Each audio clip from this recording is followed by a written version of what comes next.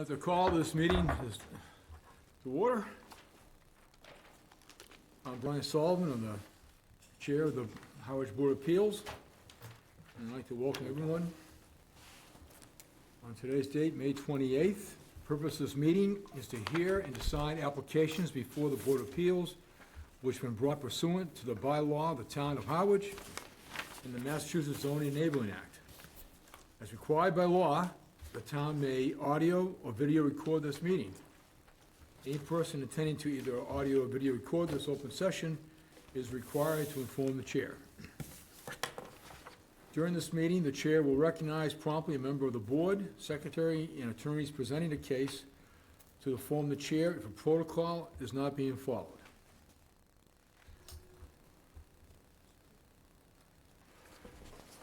While in open session, those wishing to present comments or ask questions regarding the case are requested to fill out the information form on the podium.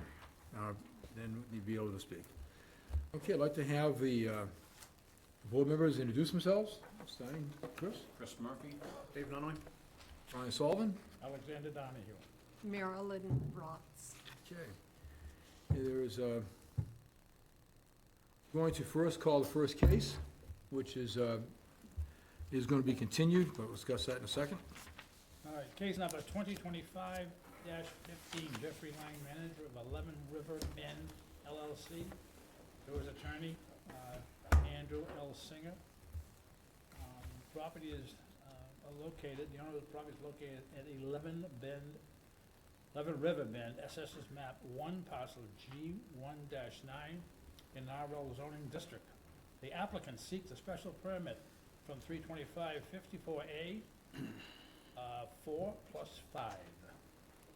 Non-conforming structures and uses, 325, attachment to, table 2, area regulation to raise and replace the pre-existing non-conforming single-family dwelling and detached garage pursuant to the Howard zoning bylaws of 325-54 and Mass General Law 40A, Section 6. This case has been continued from April 30. Okay, as a result of the last meeting, the board had requested of town council to answer several questions as a matter of the zoning code and looking at the case study itself. The town council was not, though she did partially answer many of our questions on that. It was not completed, and I felt, and as well as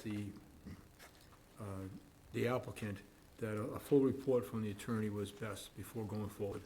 So a continuance was requested, and I'd like to make a motion that the continuance, which will be to the June 25th meeting. I have a second on that? Second. Okay, Chris, second. All those in favor? Aye. Okay. Motion is approved, 5-0. And I'm just going to now sign the continuance agreement.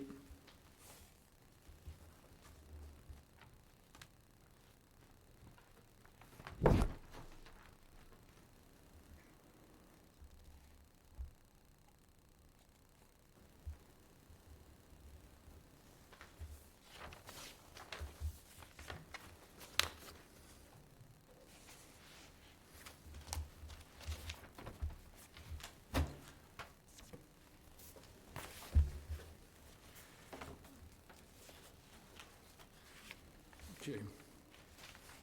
Al, let's go ahead and use the form here. If you want. Call the next, All right, case number 2025-18, Robert Cleveland and Julianne B. Cleveland, through their attorney, William D. Kroll, Esquire, and Michael D. Donovan, Esquire. Property is located at 24 Pilgrim Road, Assessors Map 7, Parcel C11, RH1 zoning district. The applicant seeks a special permit or an alternative, a variance from 325-54A, Level 7, alterations or extensions of other structures, 325-54A, 1 through 5. non-conforming structures and uses. 325, attachment 2, table 2, area regulations to raise and replace a pre-existing non-conforming single-family guest house pursuant to the Howard zoning bylaws, 325, 54, and 52, and Mass General Law, 40A, Sections 6 and 10. Okay, the, couple of notes here regarding relevant notices, requirements by other departments, or Harwich Board of Health submitted comments indicating that a fully compliant septic system must be applied for by a licensed septic installer prior to any building permit sign-off.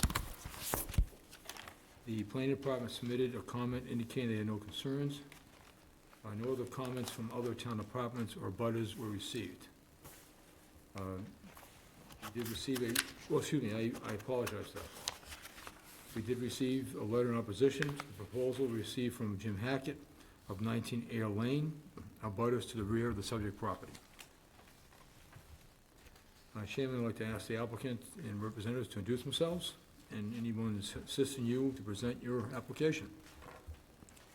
Good evening. It's Michael Donovan, representing the Clevelands, along with my law partner Bill Kroll here, and Rob McPhee of McPhee & Associates, who's going to be the builder on this project, is also here as well. So this was on for last month, and we're at 24 Pilgrim Road. We were contacted, as the chair just indicated, that Mr. Hackett, a neighbor, had expressed some concerns about the location of the rebuild. And so we postponed it and had further communications with him, and he had counsel, Chris Senni, that I've dealt with on this case, some phone calls and some letters back and forth and so on. And we changed the plan some as part of those conversations. And so I just wanted to first make sure that we're all looking at the most current plans, which would be the site plans. The existing would be with a revised date of May 16th, and the proposed with a revised date of May 21. So there's a box in the bottom right corner. These are site plans by O'Reilly. And at the top of the box gives the last revised date. I submitted these to Rachel. I just wanted to make sure that they got to you.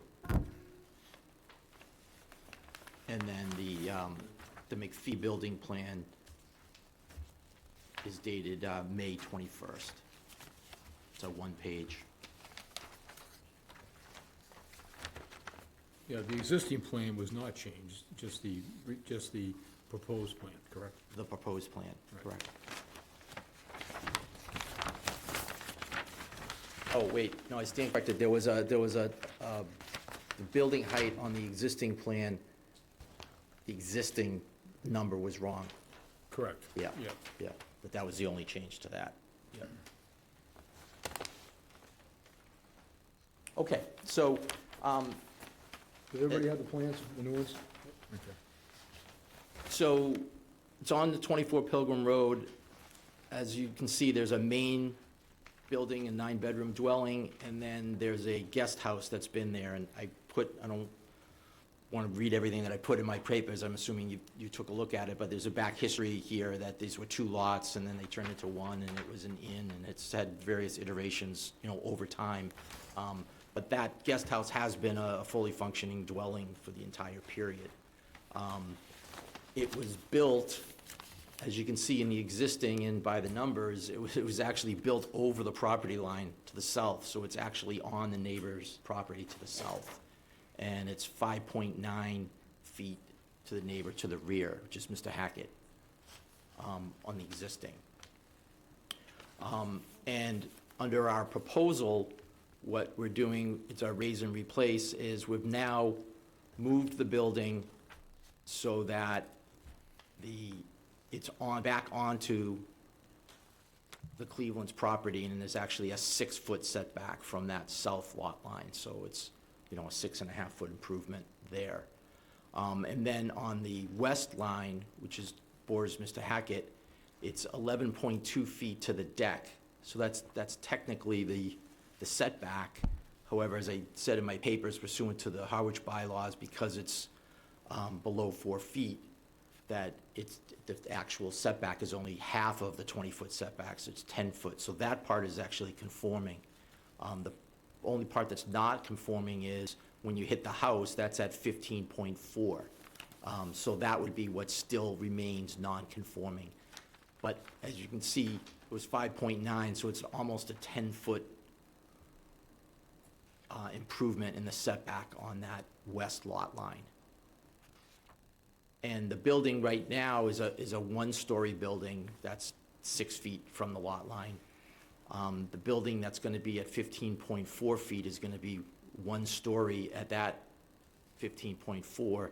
It's not till you get to 22.4 feet that it goes up to a second story.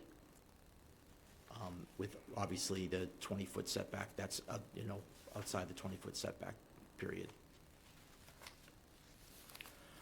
So we would submit that this is a good project for a special permit here. There's not any substantial detriment. In fact, there's a large improvement in the location of this building. It's getting it off the neighbor, it's getting it 6 feet off that south line, and it's getting it 11.2 to the deck and 15.4 to the house on the west lot line. I spoke with Mr. Attorney Senni today. I think it's submitted to you, the papers, his email letter to me, my letter back to him responding to his points. We had a nice conversation today, and he told me verbally and then sent me an email. Good to speak to you earlier today. Based on your assurance that your client is proceeding under the revised plan you sent to us, which is the plans that you have, I won't be attending this evening's ZBA hearing. My client, Jim Hackett, might be in attendance.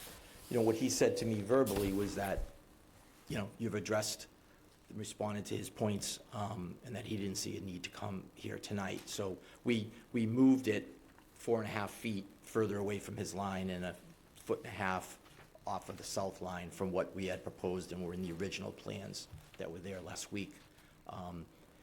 The building department letters had said, Tom Wingard had said, yes, now that I understand the history here, this is a dwelling, and therefore it would be a special permit that you would be citing for. Mr. Senni tried to make an argument that it would be a variance, but my understanding, he's kind of dropped that argument. You may have seen in my letter, I think it became moot because in the interim, we had this opinion from town council that came out that was saying even if it's an accessory structure, that it would still be a special permit. That would be the standard, not a variance. So to some extent, that exchange that we had back a month ago, my view is that that's become moot. If the panel feels otherwise, I'm happy to address that, but I don't want to belabor a point that I think has been, set forth now by the town council's opinion letter. So that's the proposal. I'm happy to answer any questions or go into more detail if you want, but that part is pretty straightforward, I believe. Okay.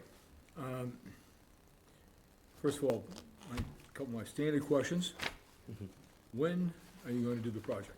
Yeah, do you know, Rob, what they're looking, the fall? Okay.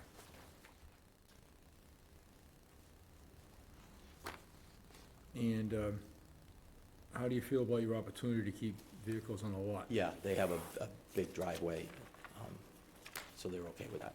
I did talk to them about that.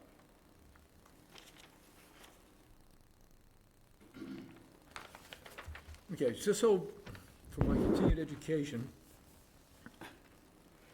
and I always strive to learn more, all right? This is- Absolutely. So, the deck on the rear sideline, Yep. what's the height of that going to be? It's on the plan, the McPhee plans. I think it's 1.5 feet.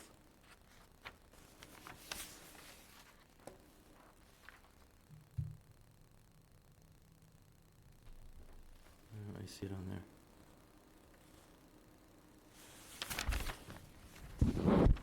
It's about 1.5 feet. Above grade, yeah. All right, so, my next question is that you're showing the setback there at 11.2 Yeah. in the rear, but if the deck is that height, isn't the true setback 15.4? Yeah, I would believe that, yes, but, you know, I guess it depends how you look at it. It is a structure, it's there, the setback is, it's only 10, so it's 11, it's conforming. I'm putting it there just so that it's Well, not- transparency. Oh, I'm sorry, wait a minute. How do you call it conforming? I'm a little confused with Well, that one. because if it's below 4 feet under the bylaw section, right, 325-18F2, if it's less than 4 feet, it only requires half the normal Okay, setback. help me out here. What is the, and I should have looked better, So in my papers under the rear setback, I reference saying the rear setback requirement is 20 feet. Ordinarily. ordinarily, right? But then Right. there's a bylaw section, 18F2, that says if it's below 4 feet in height, if it's stairs or I a know, you stoop, go halfway to the setback. then you go You halfway. go to 10 feet. You go to 10 Right. feet. But still, the house itself is within the setback. It is at 15.4, the house. Okay, so I'm just questioning why, just again, because just going forward, other cases, this one, and it's not, this is not impacting my decision, okay? I just want to hear. So you're showing on the compliance table, you're showing proposed setback at 11.2, and I'm just kind of surprised you're not showing it at 15.4. Well, I think that there's a judgment call there, and if I put 15.4, I don't want someone saying, well, wait a minute, what's the distance of the deck? So in an abundance of caution, I'm saying I'll Right. put the 11.2. Okay, I just wanted to, but Yeah. typically, that would be, if a house was sitting there at 15.4, you're allowed to then take that deck and go halfway to the lot line, or actually to the 10-foot area, Correct. if it's under 3 feet. Yep. I think you're both right. Yeah. Okay, all right, just want to kind of just make, been looking at this half the day, I mean, a little bit. just And the wait. deck, by the way, it's from the deck itself, as long as the deck is under 4 feet height, not the railing. Correct. So for future reference, I guess what you're saying is you prefer to see to the actual house? House. Because that's what we're basing our decisions Our on. decision is based upon the 15.4, not the Okay. 11.2. I mean, that's Yep. correct, so just throwing that out for, Okay. whatever. Excellent question. Well, I try, but thank you for your grading system. I appreciate it. You've taught me a lot over the years. All right. Chris? I have no questions based on everything presented today. No questions. I have no questions. No question.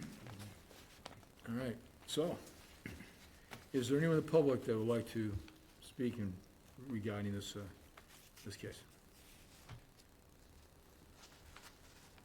Okay. Yeah, hearing none, Chair asks the applicant for any final comments?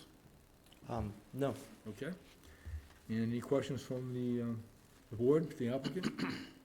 Further? Okay. All right, so now I want to go over I think you all have a copy of Rachel's Yes. report. And let me find it, but are there, let me just put this stuff away.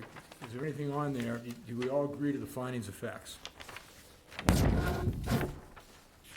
And I have one additional finding of fact, which I want to, so in addition to what Rachel put in here on her case review of May 19th, I'm going to add the finding of fact that, as follows.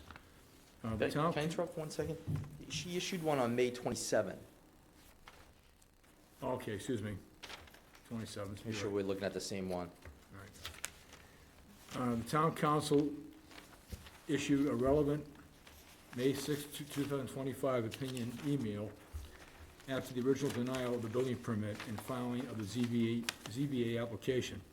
This opinion indicates that structures accessory to a single and two-family residential structures are to be afforded the same MGL Chapter 48, Section 6 protections as those afforded to the primary residential structures. So basically, the town attorney is now qualifying this as really an accessory residential structure. So now, instead of using a variance for the town attorney, we can look at these type of structures, that accessories, and provide, do a special permit.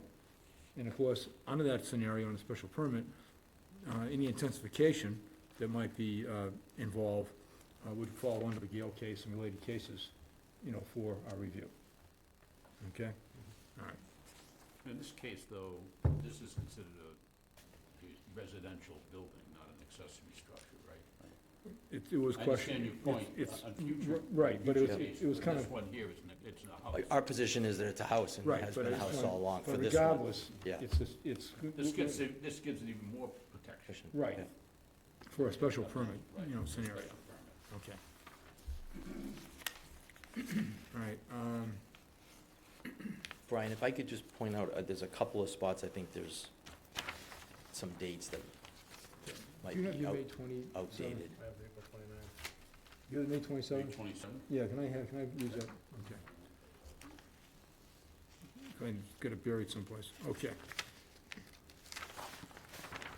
Go for it. So on the second page, the last paragraph where it's You want listed. page 3, or what page? you want? Page 2. Okay, these aren't the findings of facts, but go ahead. No, yeah, I just wanted to get it out there. Just the dates, so where it says November 4th, it says 2025, it's actually 2024. Okay, all right, And then further on that same line, where it says February 2nd, it's February 21st. okay. So are we all in agreement with the application and hearing documents that are included in this file? Any additional? No, other than you're gonna add what you just read, right? That's on the findings of facts. Okay, all right, great, yep. All right. Okay. And on conditions, we're all set there? You're gonna have the condition that. Excuse me, I apologize. Under findings of facts, we're all set. And on conditions,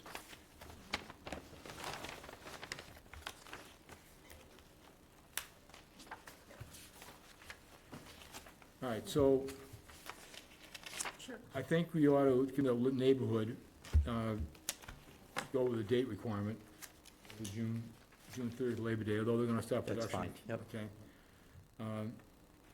The building permit is subject to the approval of the Board of Health. Yep. Okay. And a violation of terms and conditions of the special permit may be enforced as violation of the Harwich zoning bylaw pursuant, et cetera. Okay? Yes. You all set for that?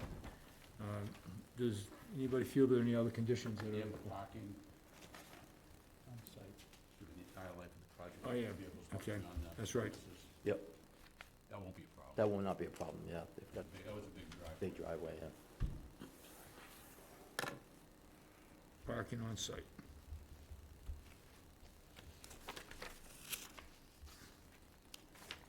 Okay. I'd like to make a motion that we accept the documents, findings of facts, and the conditions approvals as stipulated.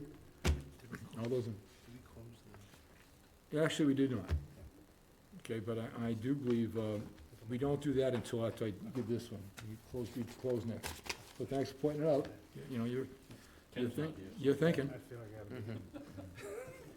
So I'm making a motion to accept the documents, findings of facts, and conditions approval as stipulated. Can I have a second?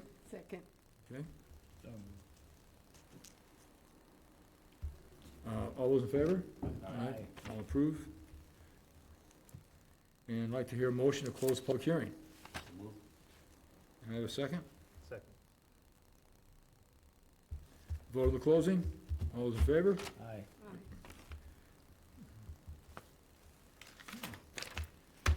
Okay, voting on the case. Well, it's pretty obvious here, but we'll just go for it. Al Donahue, Brian Sullivan, David Noe, Chris Murphy, and Marilyn Rotz. Chair will now entertain a motion to close discussion. Second.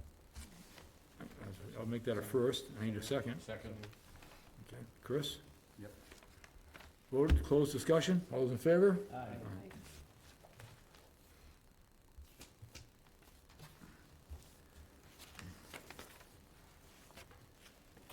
Ken's not here tonight to keep me in line with my rules of order here, so you guys have got to pitch in and really, stay on top of that for me.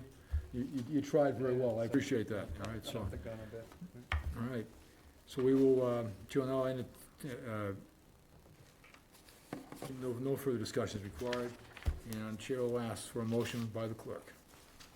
Case number 2025-18, Robert Cleveland and Julianne B. Cleveland, through their attorneys, William Crowe and Michael Donovan, have been granted a special permit from 325-54A7, alteration or extension, alteration or extension of other structures, 325-54A1 through 5, non-conforming structures and uses 325, attachment to, table 2 area regulation, to raise and replace a pre-existing non-conforming single-family guest house pursuant to the zoning bylaws of 325-54 and 52. Mass General Law, Chapter 48, Section 6. Granting is consistent with the Gale and Dietrich and related cases, as there will be no intensification of one or more existing nonconformities, no new nonconformity, and no substantial detriment to the entire neighborhood on the pre-existing nonconforming lots, and as the proposed structure will not create any additional negative impacts with respect to traffic, noise, odor, and congestion. Any relief not expressly granted hereunto is hereby denied. All work shall be performed in accordance with the plan submitted, with the application and said grant of approval are subject to the following conditions. During the life of the project, there will be no demolition, exterior construction between June 30 and Labor Day of any year. The special permit, okay, this one. No, I want you to read that B on the conditions, because we added that condition.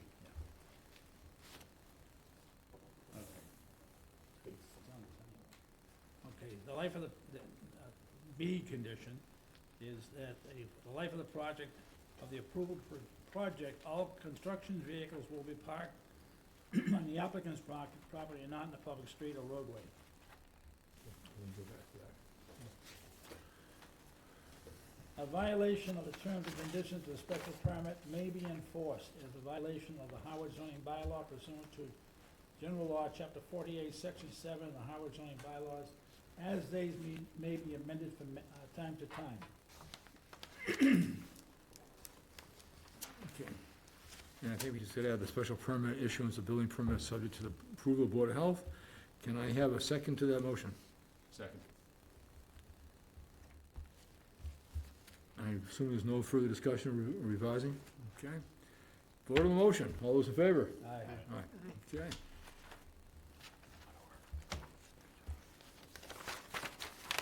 Thank you.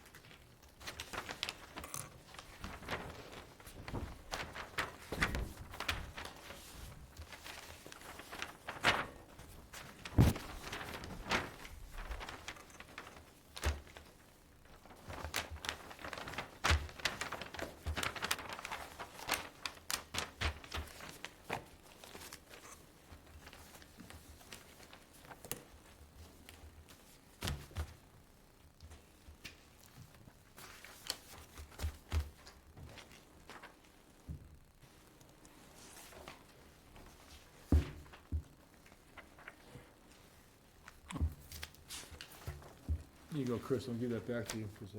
Oh, you didn't need it. Oh, no, oh, all right. Well, Yeah. just one. Thanks.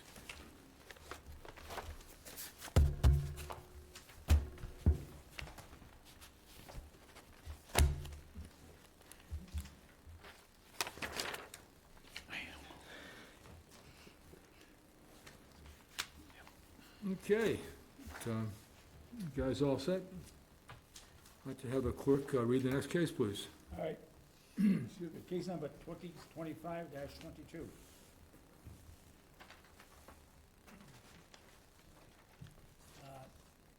Charles F. Wagner and Susan E. Wagner, through their attorney, William Kroll and Michael Donovan.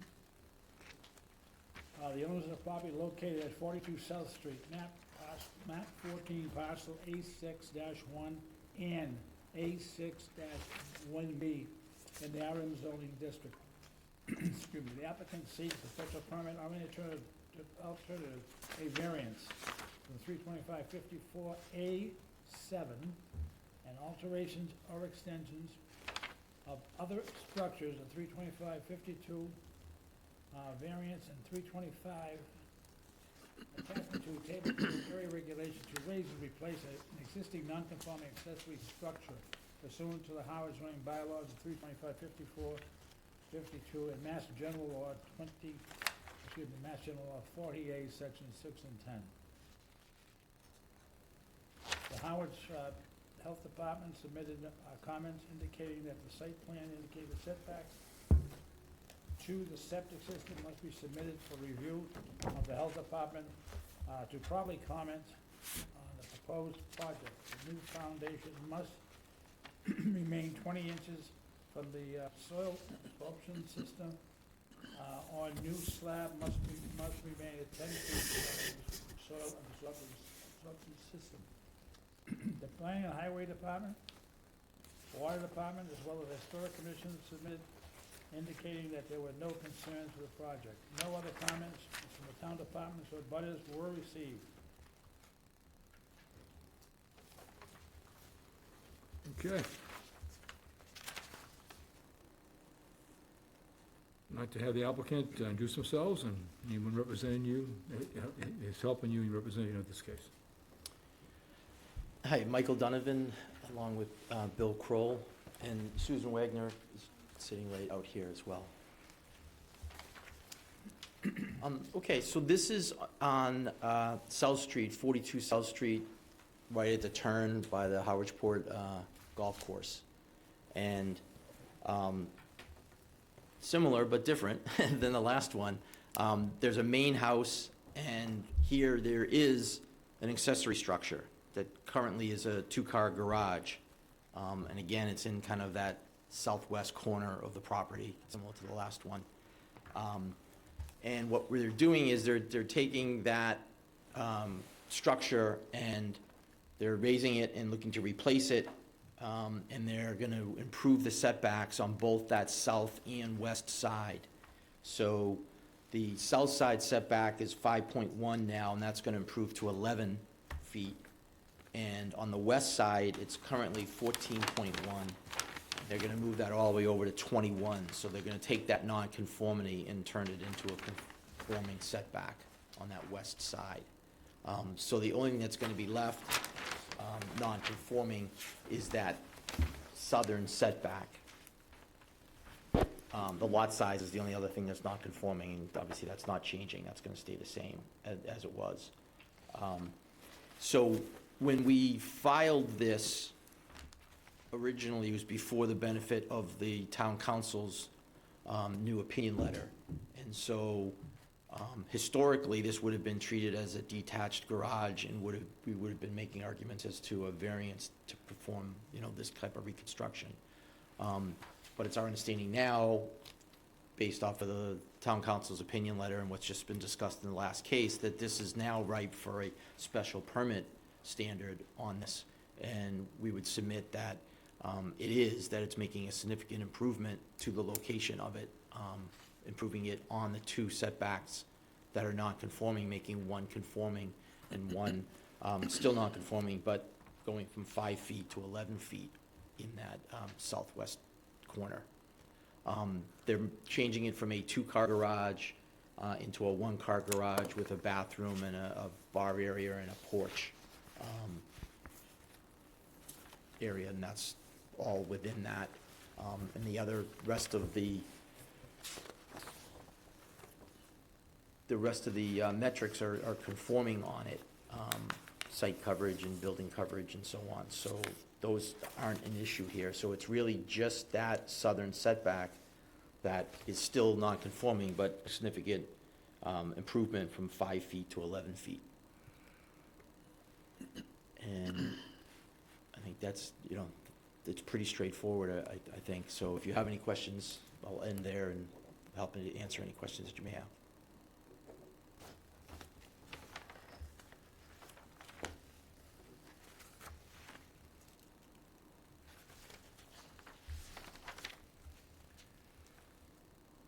Just, want to get into the timeframe? Yeah. What are you looking? Fall, yep.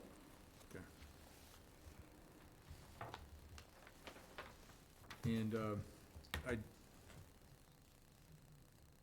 I know I was there, the pool was being worked on, and the pool company vehicles had to be out on the street,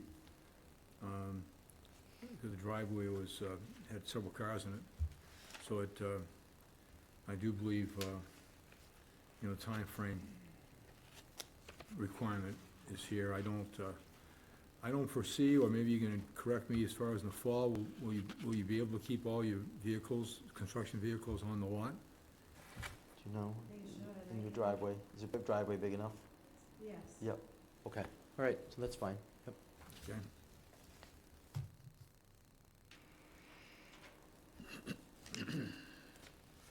And I don't know why I'm confused about this. I'm pretty sure I know it. A proposed covered patio, the patio area, that does not get calculated into site coverage, does it? Does a patio, does a roof, I mean, okay, I'm sorry, it is gonna be a covered patio, it's just not a roof. That is all, yeah, never mind. I was thinking strictly of the roof itself, not of the patio. Mm-hmm. If you had a coverage, if you had just a roof over there, and there was nothing on the ground, that would not come under site coverage, would it, Bill? I don't believe so. Okay. And I don't believe it would be building coverage because it's not connected to the ground Right, either. yeah. But if it had pillars connected to the ground, then it would be building coverage,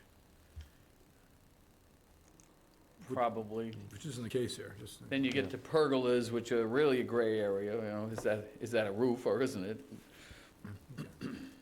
All right, I don't have any other questions. Merrill? No. Al? I have Chris? No questions. I want you to know, folks, we actually do study these cases. We just don't seem to have any questions on this because it looks like a very good proposal, all right? Okay. Is there anyone in the public that would like to speak regarding this case? Okay. Hearing none. Any final comments from the applicant? No, thank you. And any questions for the board for the applicant? None? Okay, so let's go over the information submitted, if we could.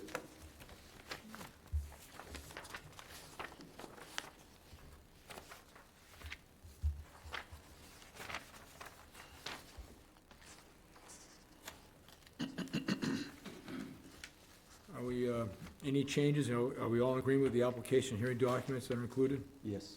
Okay. And I'm gonna add that recommended finding, but regarding the current findings on this list, 1 to 10, is that fine with everybody? Yes. Okay. Now, the,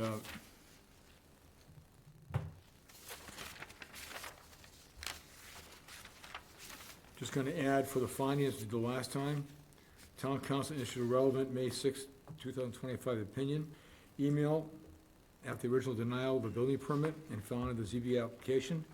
This opinion indicates the structure is accessory to a single and two-family residential structures are to be afforded the same MGL Chapter 40A Section 6 protections as those afforded to the primary residential structures. So we're gonna add that to the findings of facts. Okay. And regarding motions, conditions for approval, we're, let me just, hold on a second here.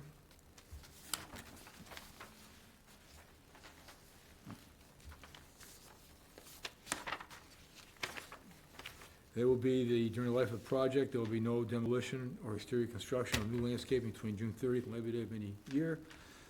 The life of the approved project, all construction vehicles will be parked on the applicant's property, and the violation terms and conditions of the special permit may be enforced violation of Howard zoning bylaws. So, you gotta make that correction. I made a mistake over here.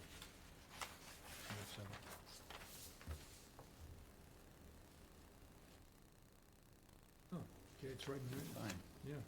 I guess I didn't correct it on mine. Okay.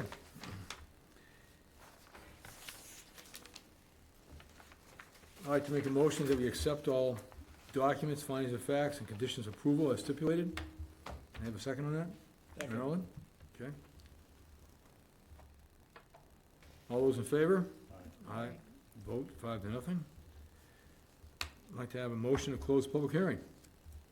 So moved, so moved. Okay, Second. okay, second by Dave. Vote on closing. All those in favor? Aye. Aye. Okay, voting in this case. Al Donahue, Brian Sullivan, David Nunnally,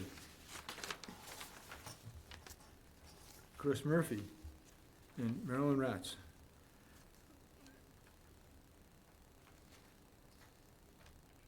The chair will entertain a motion to close discussion.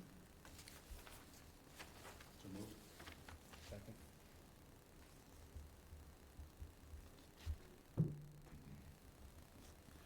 A vote, a motion to close discussion?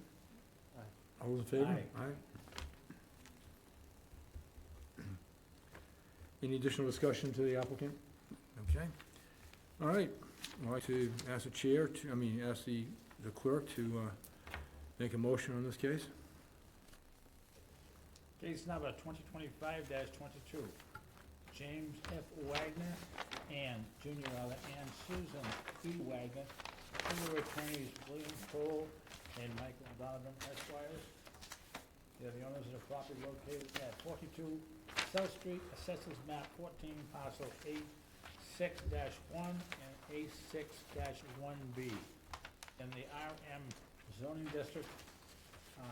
The applicant has been granted a special permit, 325-54A, 7 alterations or extensions of other substructures, and 325, attachment to table 2, area regulation to raise and replace pre-existing non-conforming accessory residential structure pursuant to the Howard zoning bylaw of 325, 54, and 52, and the Mass General Law, Chapter 48, Section 6.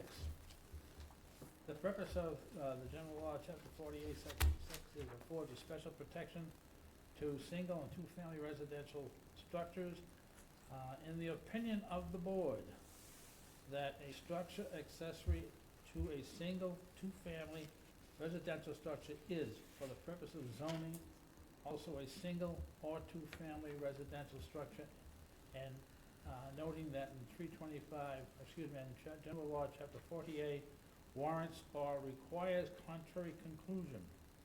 If further appeals from Brooklyn, the Supreme Court intended that the special protection will be afforded to single-family and two-family structures would also apply to accessory structures. Therefore, it would be unduly harsh, to the contrary to the intent of the zoning act, to afford less protection to a structure accessory to a single-family dwelling than a dwelling itself. Granting is further consistent with the Gale and related cases, as there will be an intensification of one or more existing nonconformities and no new nonconformities, no no detriment to the entire neighborhood or the pre-existing nonconforming lot. As is proposed, structure will not create additional negative impacts, noise, traffic, odor, or congestion. Further, any relief not expressly granted hereunder is hereby denied. All work shall be performed in accordance with the plans submitted with this application, said grant and approval are subject to the following conditions. All work shall be performed in accordance with the plans submitted with this application.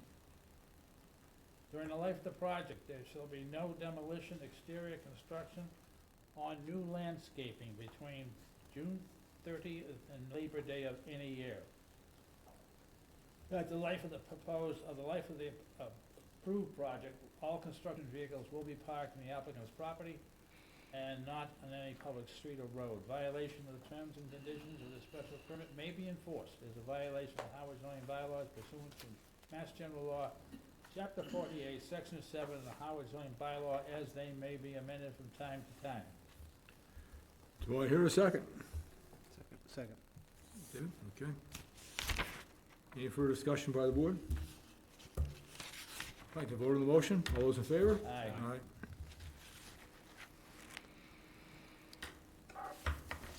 Thank you. Welcome.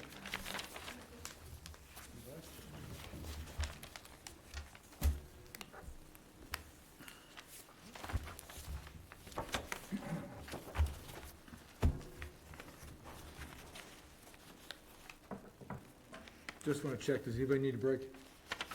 Okay.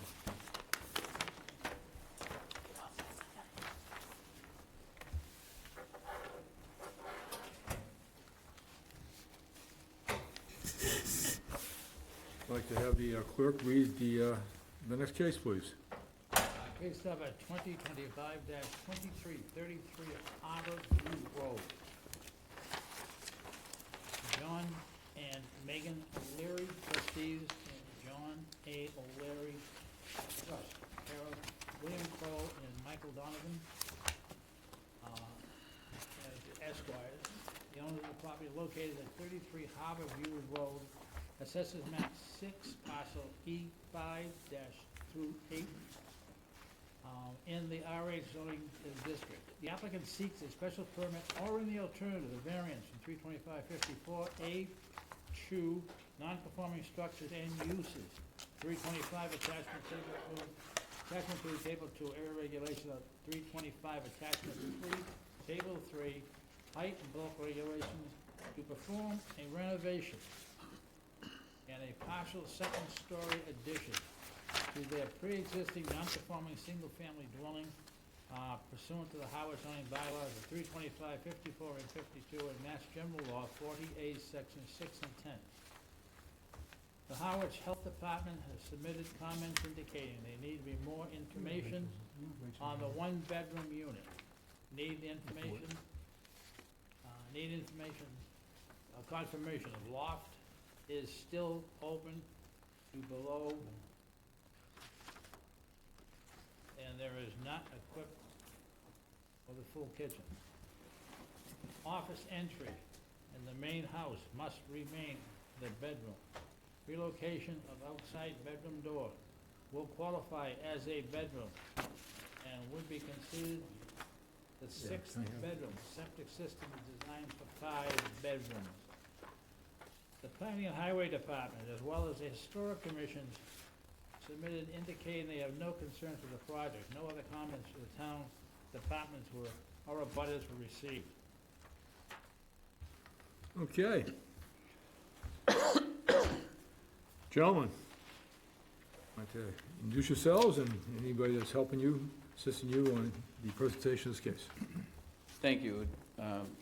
Attorney Bill Kroll and Attorney Michael Donovan from the firm of Kroll and Donovan in Howardsport, representing the petitioners, John and Megan O'Leary. I don't believe they're present this evening, but we have their architects, Paul Muldoon and Sean Henry, seated in the rear of the room from SV Design. This property is located south of Lower County Road in Harwichport, and we're seeking to perform a renovation and partial addition on the first and second floor, the basement and the first floor, and then add a second floor, basically 3/4 on the addition to the second floor. This is a pre-existing, non-conforming, single-family dwelling, and we're also proposing a small entry roof on the detached accessory residential dwelling that the staff report site summary from Rachel Orr indicated we don't really need relief for that roof. But if you want to include that in your decision, that would be fine as well. Basically, the renovation, the remodel house, the primary dwelling, there'll be no change to the footprint whatsoever. And the renovations will all be internal to the basement and the first floor, and then adding a second floor over approximately 3/4 of the first floor. So that the reason that we're here, if we're not changing the footprint, is that we're adding a second floor, and we have a residence that is less than 25 feet from the road, from Harborview Road. And although in some places it says 13.1 feet from the easterly lot line, if you look down further south of that to the southeast corner, it's 12.6. So I'm going to ask in the proposed findings that that 13.1 be changed to 12.6, because Rachel has pointed that out in her site summary. When we get to that, she calls it out in the brackets as 12.6, but then when she gets to the recommended findings, she says 13.1. I think it's accurate to say it's 12.6 on that.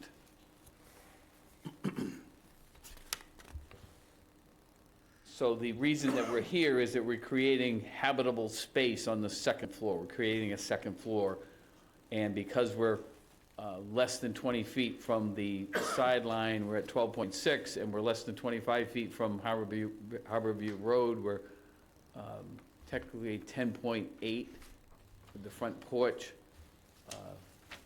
15.5 with the northeast corner of the dwelling.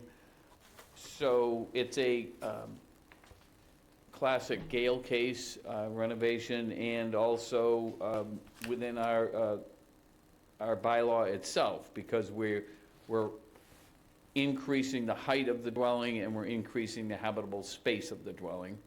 Therefore, we need special permit under the bylaw. Under the Gale case, we need relief from you for that renovation. And it's our contention that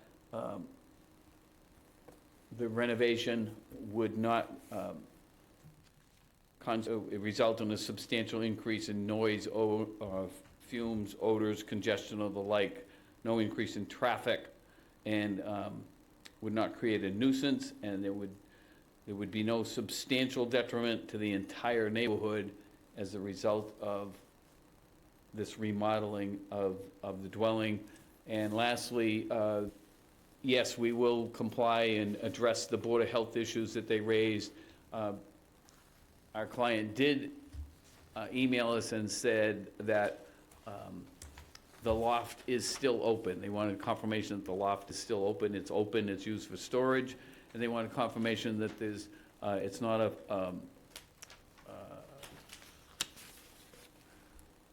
what they wanted to confirm, it's not a fully equipped kitchen. So there's no stove in that kitchen. It's not a fully equipped kitchen. That stove is usually the key factor on whether it's creating a habitable dwelling or not. So those will be addressed. Of course, we have to, in order to get the building permit, we have to satisfy the Board of Health and any issue they have about the office and the opening to the office, et cetera. So we would ask that you grant the special permit this evening on that basis. Thank you.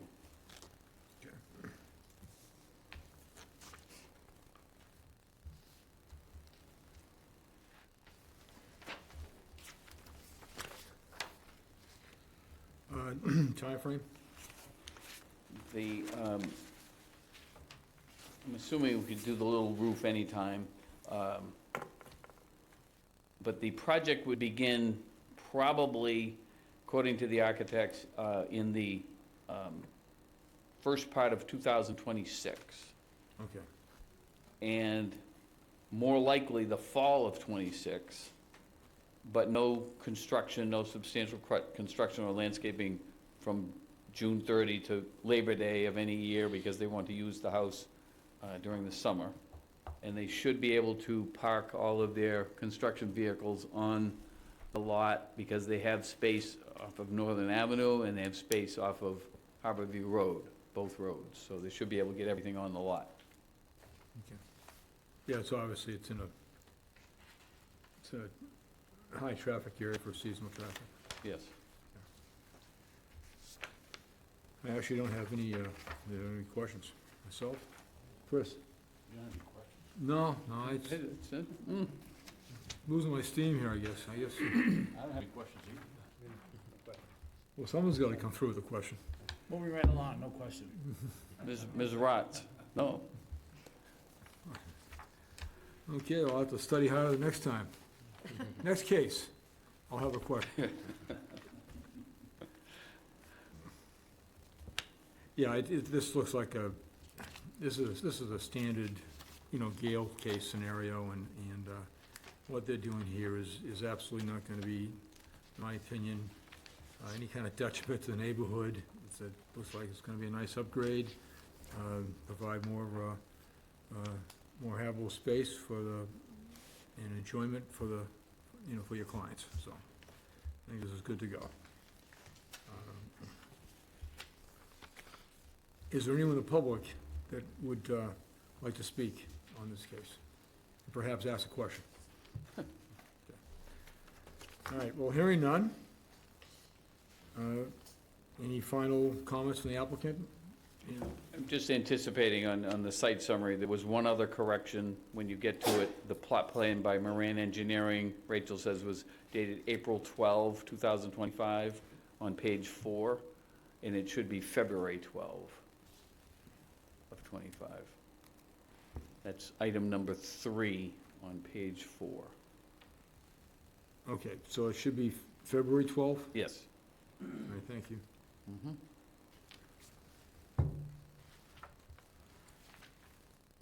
No other comments. Okay.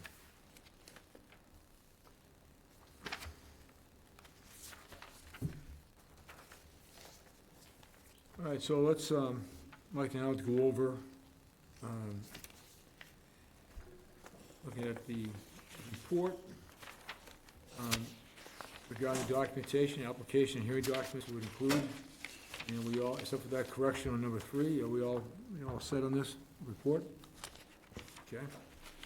And on the recommendation for findings and conditions based upon documents submitted to the state as of tonight, with the exception of the change on 5 to 13.1 to 12.6, is there anything else that needs to be addressed?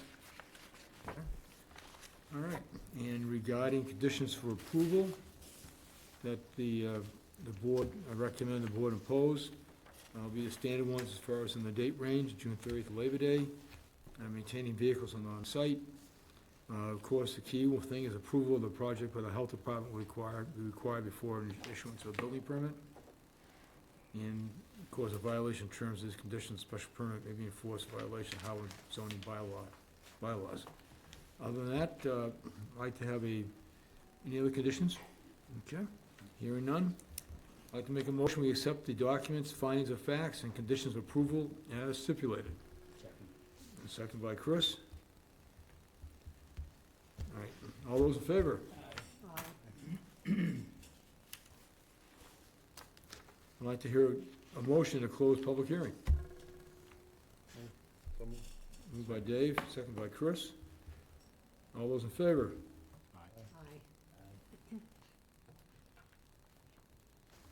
Okay, voting in this case.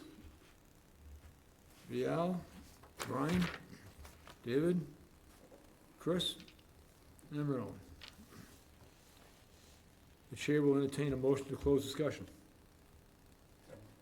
David, I have a second, please. Second. Chris? All those in favor of closed discussion? Aye. All right, okay. don't think there's any further discussion by the board, so I'd like to move forward and have the clerk read a motion on this case. Case number 2025-23, John and Megan O'Leary, trustees of the John A. O'Leary Trust, through their attorneys, William Kroll and Michael G. Donovan. The property is located at 33 Harbor View Road, assessors map 6, parcel E5-8, in the RH1 zoning district. The applicant has been granted a special permit, 325-54A and 2, non-conforming structures, uses 325, attachment 2, table 2, area regulation 325, attachment 3, table 3, height and bulk regulation, to perform a renovation and partial second story addition to their pre-existing non-conforming single-family dwelling pursuant to Harwich zoning bylaws, excuse me, 325, 54, and 52, and Mass General Law 40A, Sections 6 and 10. Actually, we'll get rid of the 10, that was my mistake, just section 6. Granting is consistent with the Gale of related cases, as there will be an intensification of one or more existing non-conforming and no new non-conformity, and a substantial detriment to the entire neighborhood. On a pre-existing non-conforming lot, as proposed structure will not create any additional negative impacts with respect to traffic, noise, odor, congestion. Any relief not expressly granted hereunto is hereby denied.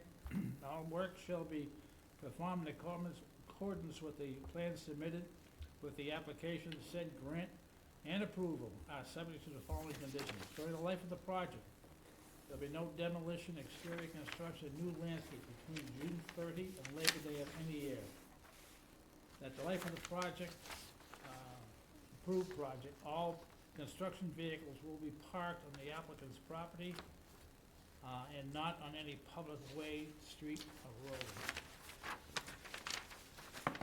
Approval of the project by the health department will be required before an issuance of a building permit.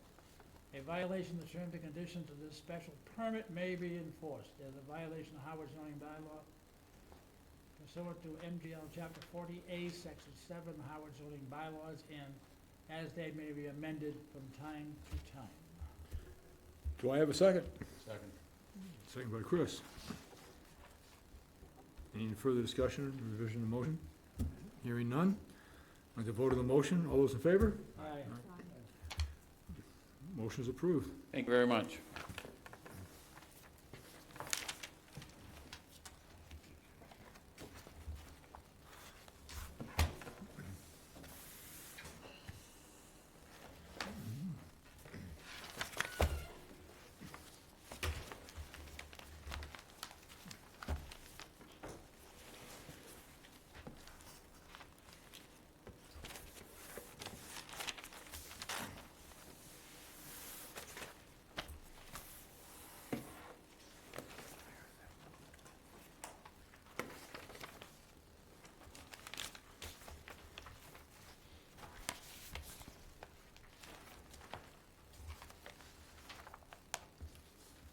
Mike, do you need a break, or shall we go ahead and proceed? No, I'm okay, but if anyone else wants a break, that's fine. Okay, I just want to just check. So, your partner leaving, so. I'd like to ask the clerk to call the next case. Case number 2025-24, Joseph L. Cooley, trustee of the J&L Realty Trust, through their attorney William Kroll and Michael Donovan. Owners of the property located at 14 Wauwatosa Road, assessors map 6, parcel F1-7 in the RH1 zoning district. The applicant seeks a special permit or, in the alternative, a variance from required 325, 54A, 4 and 5, non-conforming structures and uses, 325, attachment 2, table 2, area regulation, and 325, attachment 3, table 3, bulk height bulk regulations raise and replace their pre-existing non-conforming single-family dwelling pursuant to the Howard zoning bylaws of 325, 54, and 52 in Mass General Law 40A, Section 6 and 10. The Howard Health Department submitted comments indicating the project will require approval from the Board of Health at one of their monthly meetings. The Conservation Department submitted comments that they may need to come before the conservation site plan submitted shows no buffer zone delineated, and further because the mass mapper shows the property within 100 feet buffer of the coastline, coastal dune. The planning department, water department, as well as the historic commission, submitted comments indicating they had no concerns with the project. No other comments, the town departments or abutters were received. Okay. Oh. All set? Yeah. Okay. Actually, before we started, just to, not to steal your thunder on the history of Harwich, but the last time we had a case in the street, didn't you tell me that the street was named after a favorite character of a book by the developer's daughter? Yes. Okay. I just want you to know I pay attention to this. Did, so what was the name of the daughter? I don't That he remember. read the bedtime stories. I don't remember. Now, maybe the next time we're on the street, I will. But what was it? It was James Hultz, Okay. Hulse, All developed all of Hultz Point. That's Fiddler's Landing, all of that. And his daughter was Flossie Boshinen, who I knew, and she and my grandparents and her husband Fred Boshinen were friendly. And then I was told by her uncle that her favorite bedtime story was Hiawatha, that James Hultz, her father, would read her Hiawatha, and the Native American name for firefly is Wawatesi. Okay. That's how it got its name. As soon as I saw the name, I got bummed when you were walking out. I'm like, oh no, I know there's a story here. There Oh, must be a but story. I remember part of the story. Thank you. No, Bill, Yeah, I know you pay attention, I I pay appreciate attention that. to everything you tell me. And it's fun for me because a lot of folks, especially when I have real estate closings and things, they like to know something about their road or their neighborhood or who used to own the house or something, just to have a connection. And so it's fun for me also. Is Mike reading all the history of Howard, so he's We got a prepared? big, as it's your a private- big book in our Okay, conference then, room, okay. yeah. I haven't got that far into it yet, All right, yeah. well, we'll give you some time, but at some point, you're gonna have to Waiting update for him us. to break out just his notes section, that's the appendix, you know? Well, without further ado, I'll allow the attorneys to present this case. Okay, thank you. So Michael Donovan and Bill Kroll here, representing J&L Realty Trust. So the trustee is Joseph Hooley, goes by Jay, who's here remote on the screen. And Rob McPhee is the builder here from McPhee and Associates, he's here as well. Yeah, just keep that on mute. Yeah, there you go. Oh, we'll mute him at this end. Okay. Okay, so you're familiar, Wawatezi apparently, yeah, so I don't need to explain, where it is. Although this house itself, it's interesting because it has the Halsey Point Road there, if you can see on the site plans. It appears as if it's a corner lot, but it's technically not. As you can, the land to the north of the boundary line there is a neighbor's land. But it is the last house before you get to Halsey Point, Halls Point, and there wouldn't be any building there. So I just point that out because right now, that's they're encroaching. They're right on that corner. They have a detached garage that's literally 1.1 and 1.2 feet from that lot line and 9.8 feet from the western lot line. And then the house is 11.4 feet from the northern line and 14 from the western line. So this is a raise and replace, but they're getting rid of the detached garage and they're not putting a garage in. So that encroachment on to that area is gonna be taken away. What we're left is, if you look at the proposed, is the new building is gonna be 8.7 feet from the lot line. So there's two ways to look at that. It's a little bit closer, 4 to 8.7 for a building, or I like to look at it, it's 1.1 to the detached garage, and now it's gonna be 8.7. So, there's a building, closest building now is gonna be 8.7 versus 1 foot, before. And then on the western lot area, as I said, it's 14.2, I think it is there now. And this gets into, Mr. Chairman, maybe some what we talked about earlier. The house is 12.4, but the stairs are 7.4. And again, that's the gray area. Do you list the setback as the 7.4 or the 12.4? Well, actually, in this case, because it's a structured stairway going down or up, Yep, it's actually part of the structure, it is 7.4. okay. That's my viewpoint of it. Yep, All right, because anytime there's any kind of foundation and so forth, it's not a deck scenario. This is now part of the structure. okay. Same with the bulkhead. So I think I did list it as 7.4. No, you listed Yeah, it correctly. Yeah. And again, I would point out, though, that that's 7.4 versus a 10-foot required setback, not a 20-foot required setback. Because stairs are included in that, stairs and stoops below 4 feet. So we submit that that's what you're looking at. It's just, we're asking for relief to have it 7.4 instead of 10, and relief to have it, the building at 12.4 instead of the 20. And the building part, like I'm saying, was at 14.2, so it's a little less than 2 feet closer to the lot line there. We would submit that moving the house, getting rid of the garage, getting it away from that northern lot line, increases, helps the setbacks here on this building structure, putting it more in the middle of the lot.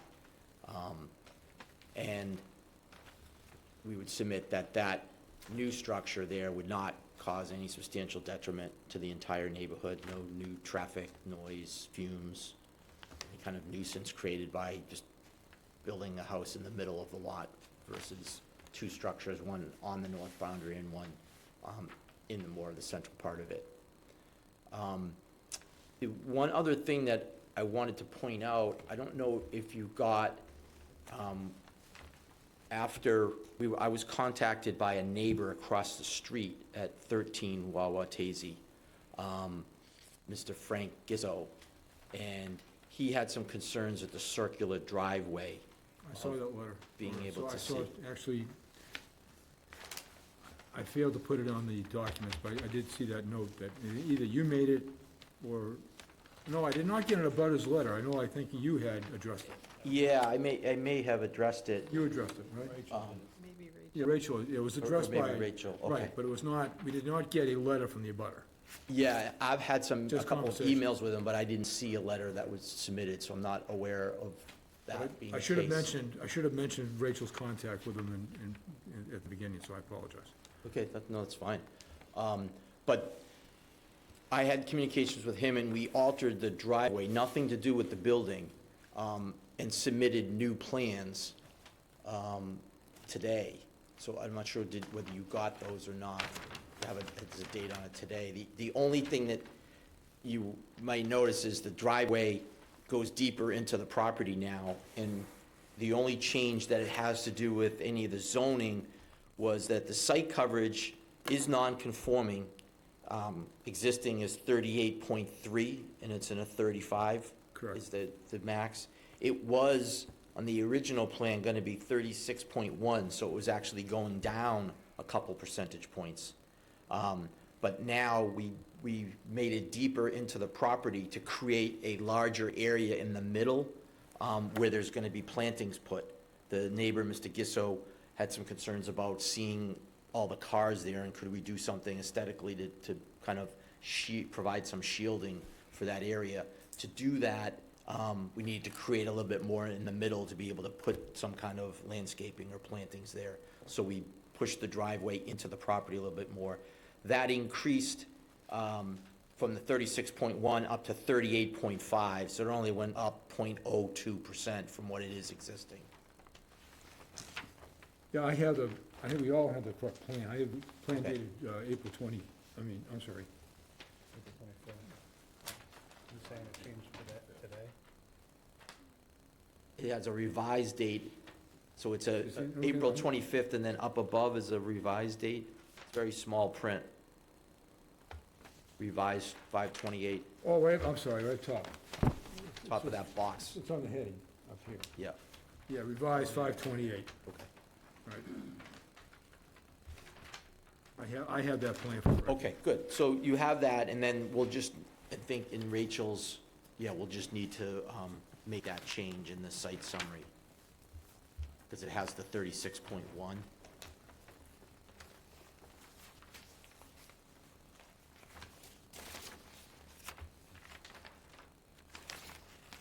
On page 2, second to last paragraph, the last number is 36.1. Then it would be 38.5. Okay.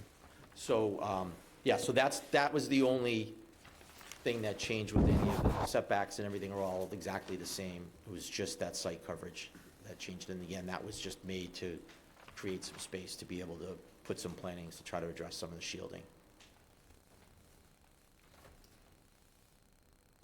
And with that, we would submit that we think this case qualifies under Gale to be issued a special permit.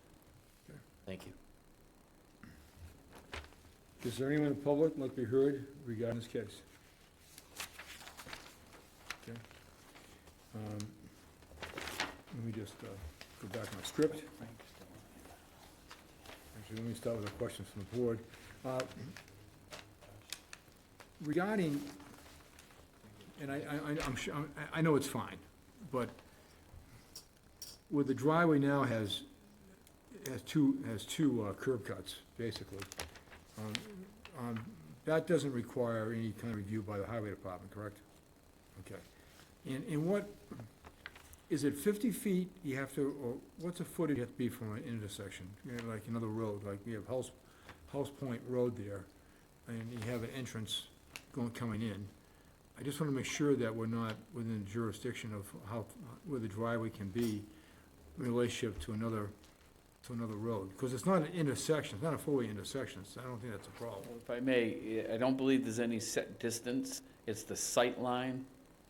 So there's some triangulation that a surveyor can do if you feel like it's too close to an intersection that's going to interfere with somebody being able to see and making a turn. And I think this thing is fine, but I do believe there's a footage, and I'll check on that later, but not, but I'm, for anything going forward, but I think for this case, it's fine. It looks like it'll be improved anyhow, right? Actually, From the existing. I mean, the existing is over there, yes. Right. yeah, There it is. It's on the property. It's on the property line. right, so it is improving, so that's besides the fact. Okay, thank you for pointing that out, Chris, appreciate it. And you have that buffer that Mike pointed out, that there, it may look like that you're a corner lot, but you're not really, because you've got that open space buffer. Now, what's gonna be the material in the proposed driveway? It's a good question. Jay, do you have a material for the driveway, do you know, Rob? Probably shell. Okay, all right, thank you. Did you hear that? Yes, thank you. That bylaw is coming? Oh, it is, okay. Good. We were hoping it was there a month ago, but I didn't see it. There is going to be a committee being done for a few new zoning regulations, and that's part of it, so it, and then One at a time, accessory structures first. Yeah. Town council also recommended in her opinion, another amendment to the bylaw. yes, Defer no, opinion, yeah. that's on that list as well. Good, All right, but we'll try to get something accomplished this year, Mhm. okay. okay? I have a commitment from the planning director and the planning board to get involved and start moving on some of these things. So you, Good. we may be seeking out your opinion as well on this. Fine, happy to do it. Both of us. Are there any questions from board? Marilyn? No. Al? No. Okay. It's, timeframe? I would be after, in the fall, right? Yeah. And I believe you can maintain vehicles in the lot? I don't know, What do you think? what do you think? All right, so, It is tight, yeah, there's only that one driveway there right now. I would say that if we stick to the date timeframe, that we don't, my recommendation would be not to make it a condition to keep the vehicles in the lot. I mean, just like to have a consideration that you do your best, but I do believe on this, I think we'd be reaching too far here on this site to require vehicles to be on the lot. Does anybody else have a, No problem. Disagreement with Park that? at Lower County. okay. All right, so we're gonna be eliminating that, that there. Okay. I'm assuming that there's no additional questions from the board? So let's, move forward here and take a look at the documentation, make sure it's all accurate.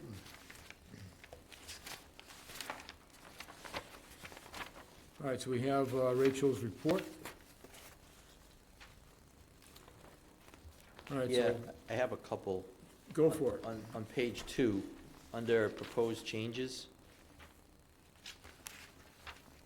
about halfway there, it talks about the garage. Proposing to demo the garage, the setback will be an improvement from the existing garage setback of 8.7. I think it's 1.1. 8.7 is what the new house is gonna be. I think it's just a typo. Okay, And the other one that I had is, the building height. She has 28.29, it's 29.3. that's a game changer, I'm Yeah. sorry. And then the very last is, the very end of that page, the O'Reilly plan that was updated to the 5/28, so it would be dated April 25th, and then, comma, revised 5/28. I need to make that change in the documentation.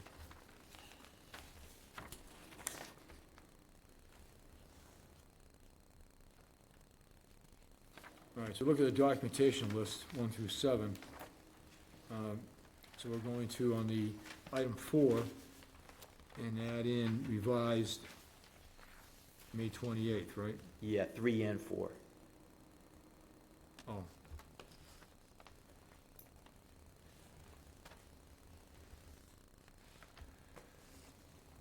Okay, And then under the recommended findings, number 7, that has that 36.1 number that needs to change to 38.5. 38.5. Yeah.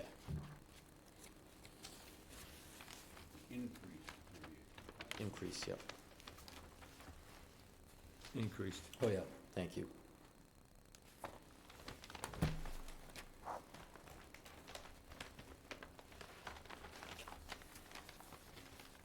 All right, so the 4 conditions, there'll be the date condition.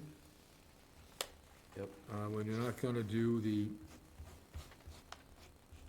B or 2, we're not gonna do the construction vehicles in the lot condition. You need approval of the project by the health and conservation departments will be required before issuance of building permit, Yes. and the typical violation of terms and conditions, special permit regarding the Harwich zoning bylaws. Those would be the 3 conditions. Yes. Are we all in agreement with those conditions? Okay. So, I'd like to make a motion with the revisions that were done to Rachel's report. I'd like to make a motion to accept the documents, findings of facts, and conditions of approval as stipulated. Second, okay. David, second. All those in favor? Aye. Okay. I'd like to hear a motion to close the public hearing. Actually, can I speak up, please? Oh, oh, sure, I thought I had opened up early, but please, I didn't hear it, I apologize. oh, my pleasure. Okay, I'm the fellow who lives across the street. Yes, sir. And your name again, please? My name is Frank, F-R-A-N-K, Giso, G-I-S-O. We live in the house across the street for 6 months out of the year, so Yep. we're there from the beginning of May till the end of October, and then a little bit on either side. This idea that we're gonna have stacked up in front of our house while we're there, construction vehicles that don't fit on the lot, that could be a problem. I have no idea how severe it is gonna be, but I know from other jobs that have gone on in the street, the construction vehicles really do sort of take up a lot of the street. And so if there's a way to impose some requirement for keeping the construction vehicles on the lot from May 1 until October 31, that would be helpful. I mean, I know the primary issue is obstructing traffic, but for me, it's literally my front yard. I appreciate that, and I'm not totally sure how, because in some areas of Harwich, it's very difficult to do construction and maintain vehicles on the site.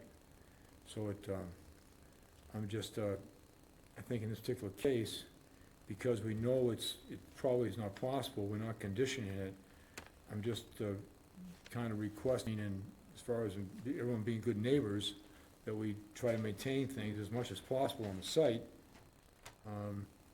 And Attorney Crowell, would you like to address this, for the bar?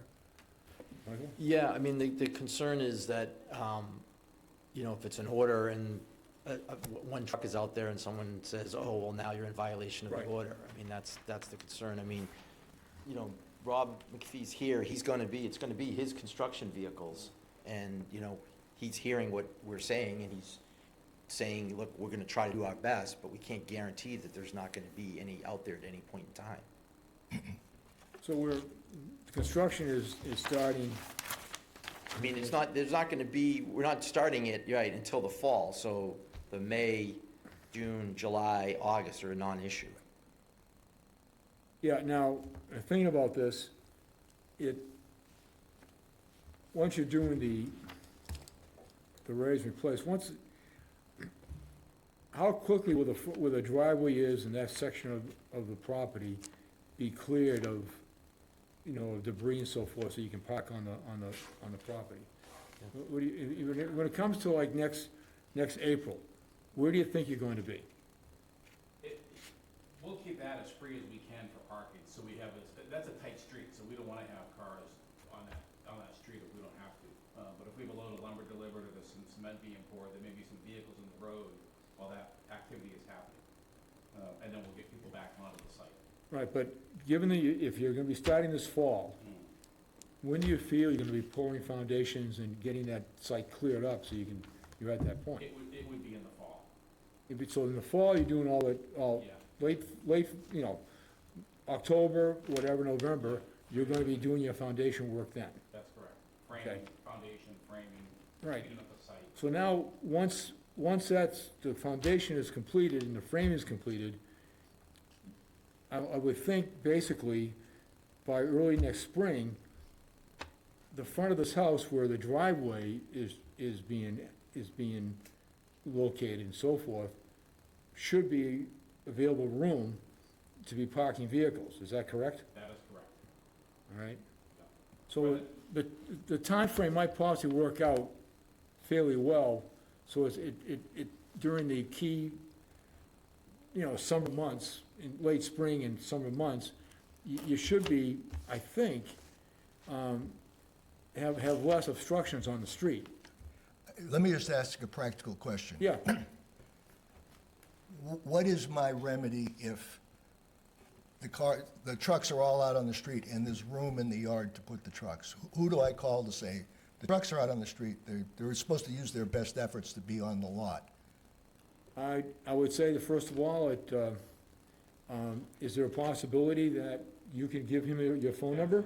Yeah, prior to the start of the work, we mail a letter to the neighbors.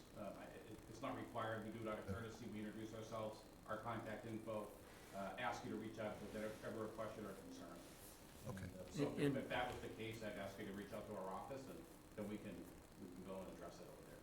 So the early part of the project's where the most difficulty would probably be, the beginning when there's demolition and all that. Right. That's gonna be this Spring. fall. So you Right. could condition this to be, instead of June 30th through Labor Day, May 1st through Labor Day. Any time in that period, they must be parked on the property. Yeah, that's With the fine. same condition that in the fall. I'm not trying to create a problem. No, I'm no, just this is, trying to- wait a minute, this is where neighbors try to work things out so that we don't have problems in the future. Right. I'm glad you're And, bringing you this know, up. I'm satisfied with Mr. McPhee's offer, that, you know, he'll remember that he was here and I was here, and that the commitment was made to the extent possible, you'll keep the trucks or the vehicles on the lot. If it's not possible, then I'm gonna have to deal with them being out on the street. I can live with that arrangement, so I'll just, Thank you, sir. Very Yeah. good. I'm glad we worked it out. Thank you Yeah. very much Okay. for speaking Right. up. great, thank you.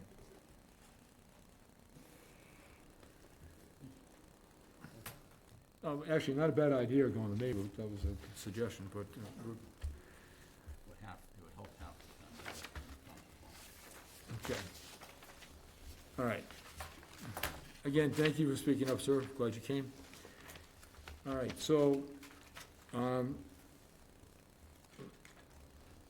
like to now to make a motion to close the public hearing. So moved. Okay.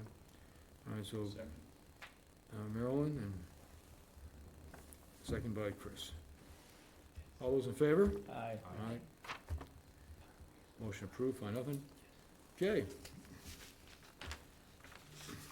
Noting that the board hasn't changed so far during the meeting. Voting the case will be Al, myself, David, Chris, and Marilyn. And I'd like to now entertain a motion to close discussion. Okay. All right, motion by Al, and second by David? Okay.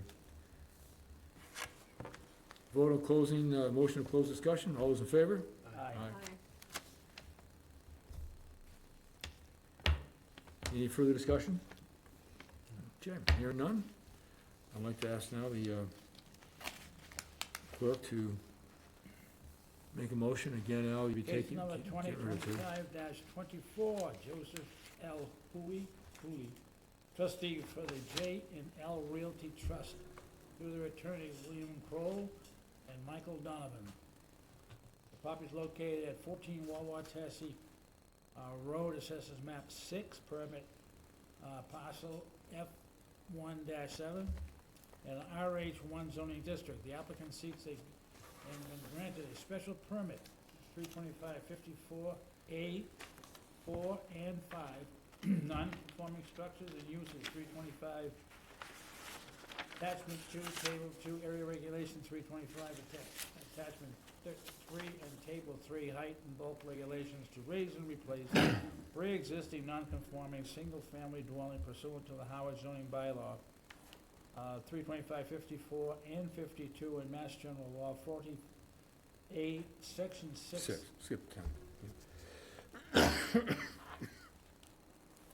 Granting is consistent with the Gale and related cases, and there will be no intensification, one or more existing nonconformities, no new nonconformities, and no substantial detriment to the entire neighborhood on a pre-existing nonconforming lot. And as proposed, the structure will not create any additional negative impacts regarding traffic, noise, odor, and congestion. Any relief not expressly granted hereunto is hereby denied, and all work shall be performed in accordance with the plan submitted with this application. Said grant approval are subject to the following conditions. During the life of the project, there be no demolition, exterior construction, or landscaping between May 1st, No, it's not, June 30th, so. June 30, okay. June 30 and Labor Day of any year. You're skipping 2.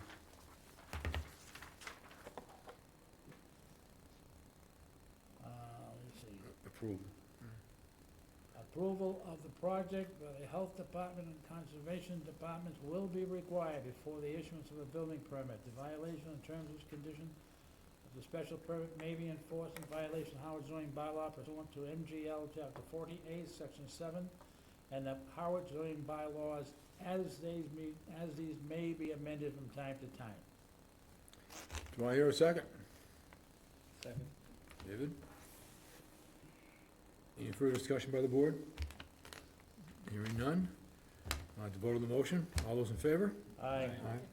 Motion approved. Thank you. Thank you. And thank you for coming in, sir.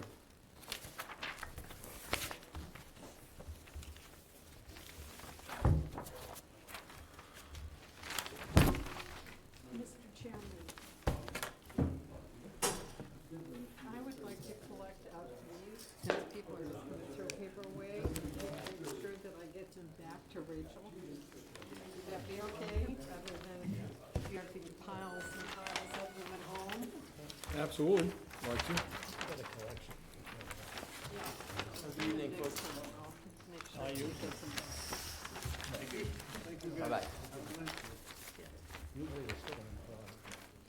Great, thank you. Thank There you. you go.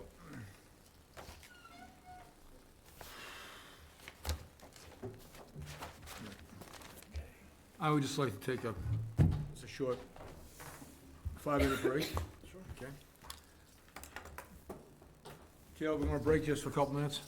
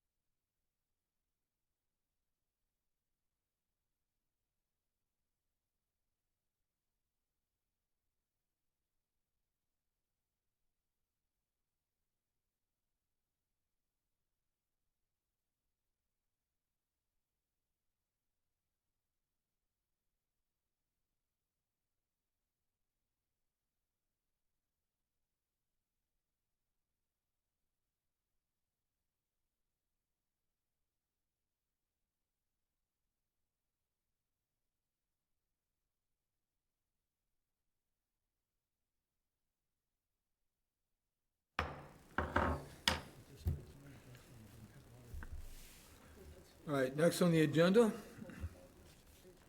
is the approval of minutes. So we'll address minutes from the 24th first.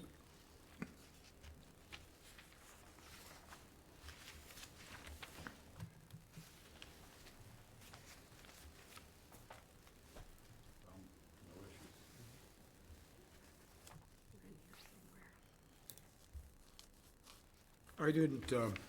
I didn't find any corrections. Anybody catch anything? No.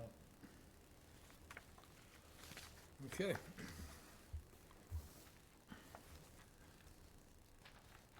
Then I'd like to make a motion that we accept the meeting minutes as presented with no corrections. Second. Okay.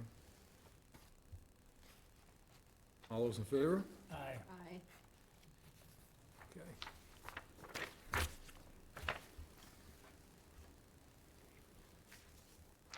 Okay, the minutes of, so we'll be doing this after all these meetings or continued hearings for Pine Oak Village 4. So, first, I found 3 corrections, and then we'll get into everybody else's comments on corrections. And page 2, they spelled John's last name wrong, as well as on page 3. Wait a minute. Let me go back, hold on a second here. There is a correction regarding, no, the hearing.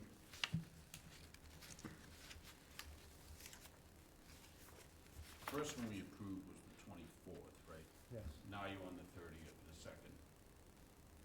Yeah, but, wait, hold on a second here.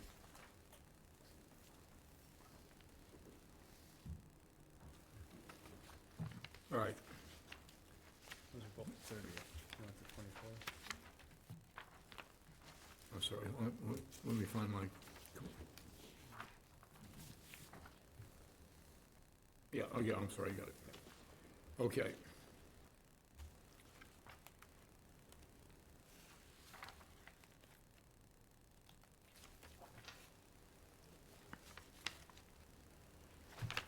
All right, 24th is fine, I apologize. Okay, on the 30th, on page 9,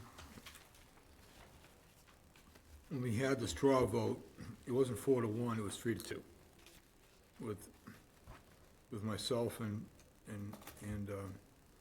Al in opposition. Okay. Correct. So that's the change. So those are the corrections that I found on those minutes. Did anybody else have corrections?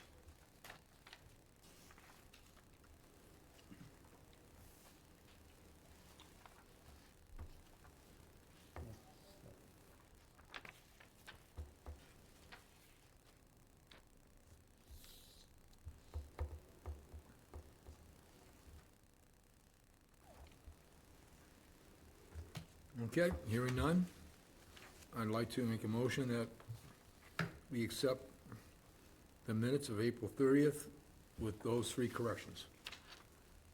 Second. Second by Marilyn. All those in favor? Aye. Aye. Okay.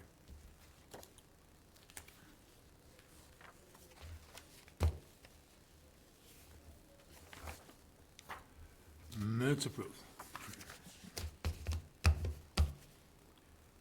Okay, gonna take a couple minutes here to, now,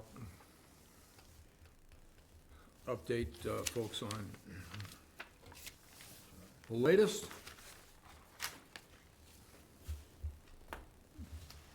So as you all know, we have a meeting coming up on June 18th.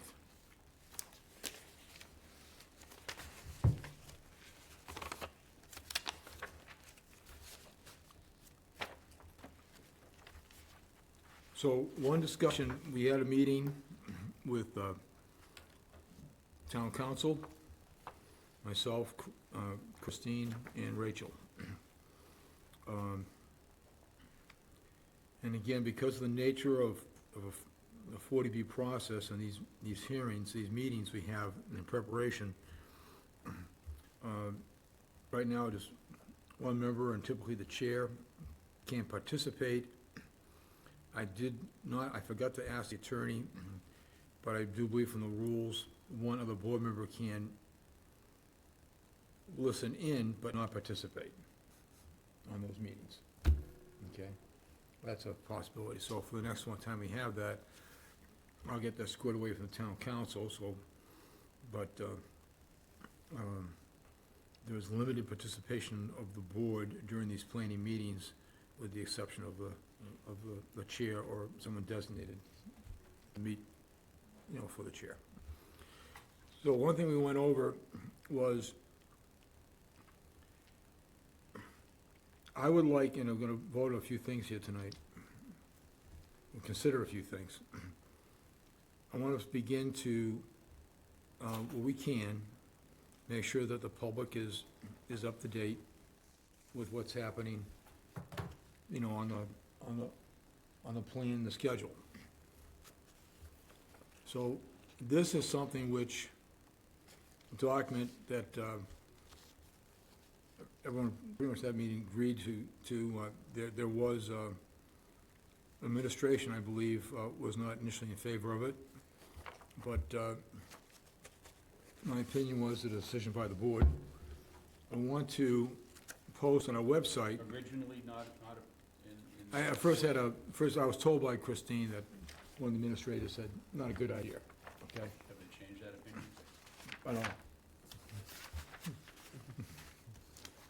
What they didn't want to do, what I want to be able to do is, and I think everyone else is in agreement, to post on our website for this thing here, what the plan is regarding the schedule of meetings. And have it up there so people know when if they have a concern regarding a particular topic, when they want to prepare their statements or their testimony, and have it prepared for that whatever meeting that the most concerns them. I don't want the public to be in a vacuum regarding information, and anything that we plan as a result of our planning meetings, I want to inform the public and bring them up to speed. So I prepared this document. One correction of August 8th is actually the 6th. And then let them know, and actually for all of us, our first hearing was so we have the next 5 meetings. And at the moment, Christine anticipates that we're gonna have traffic and public safety will be both the 18th and the following meeting on the 9th. That'll take 2 meetings. And that, then in the meeting in August, will be on site plan and stormwater and drainage. And then on the 17th and 15th, September 15th and October 15th, will be on environmental impacts. Pretty much those 3 topics, those 4, site plan and stormwater drainage, environmental impacts and traffic and public safety. Pretty much that encompasses a lot of what our board is responsible for, as far as getting testimony, for this 40B hearing. But rather than have people come to every meeting and then voice their opinions on a topic during a meeting where a topic is not part of their opinion, I'd rather have their people coming when they have an opinion that's pertinent to the topic of that night. So I want them to know in advance what's going on. Okay? That's my recommendation for the board to approve. The only problem I see with it is these dates may change, the topics may change, so you're putting something out there, you might be opening a can of worms. But then when we change it, we'll update the website. Like June 18th, that's all. That's not changing. So you could just post the next meeting and do the same thing, right? But I also want people to know in advance, when they're concerned about environmental, okay, when are they gonna talk about this? That might change.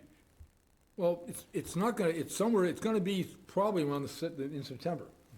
Knowing the plans and a discussion regarding how these things have gone in the past, it was decided that this is probably the flow we're gonna see.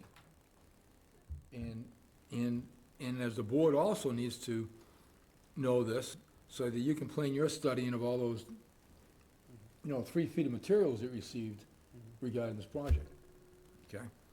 So my recommendation is that we do post it on the board, and also let people know, and as for ourselves here, our first public hearing here was on the 24th of April, so we need to wrap up our public hearings by October 24th, or approximately October 24th, that's when we're done. We're not done if there's an extension, and an extension can only be requested by the applicant, not by the board. So if we're falling behind, that's our problem, not the applicant. And this is by regulation that we have to have it done by that, Yes, okay, thank you. we need to be done 180 days from the date of the first hearing. I think personally, in light of being open and transparent, I do think it's wise to go ahead and post the dates. You can always put some small disclaimer about Oh, actually, anticipated on the version that got corrected, I have a correction on that thing. These dates and topics are subject to change. Yeah, That's gonna be included in this. I apologize. Yeah. So but I that is, think you're covered. I'm gonna cover the fact, these dates are, these dates and the topics for these dates are subject to change. Yeah. They'll be on the listing. Okay?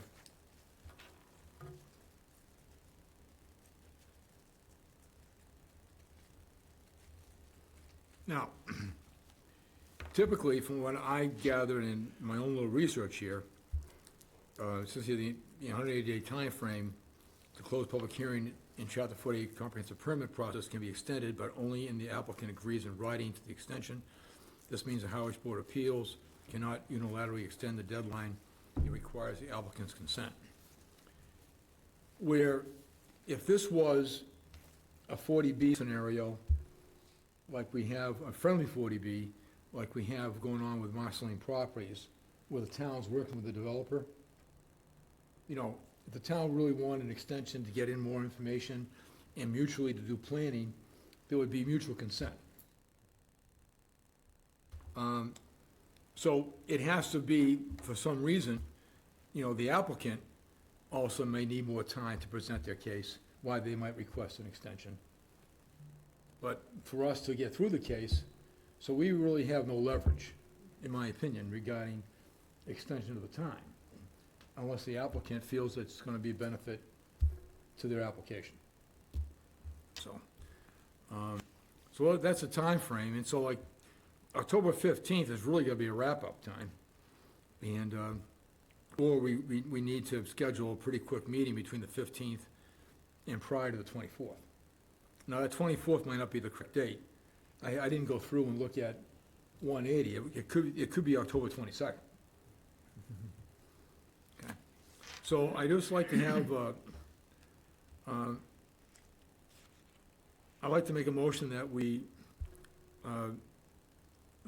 next week, I'm gonna wait till I get feedback from, I sent this also to the town attorney and to Judy Barrett, the consultant, who was not in that meeting that we had last week. We have to schedule a separate meeting with her to discuss planning and what's going forward. Okay, that she wasn't available. But I've given them, asked them to respond by Monday morning, and then at Rachel's convenience,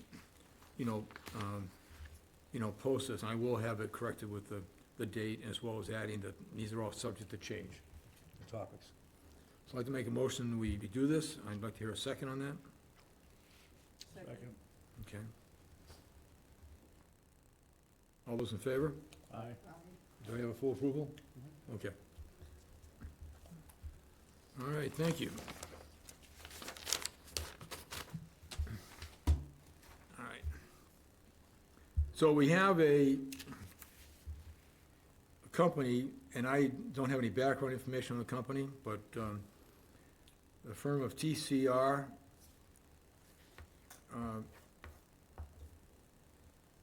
Environmental has been selected to do the environmental peer review for the project. So their fee for that is $17,500. The other peer review had not started yet because the town and the applicant didn't finally get together to get the money, and the last week, actually I think it was this week, the applicant dropped off a check for $57,060 to cover both peer reviews. And that's for the traffic and public safety? And traffic public safety was like $40,000, around there, you know. So but together, the environmental was $17,500.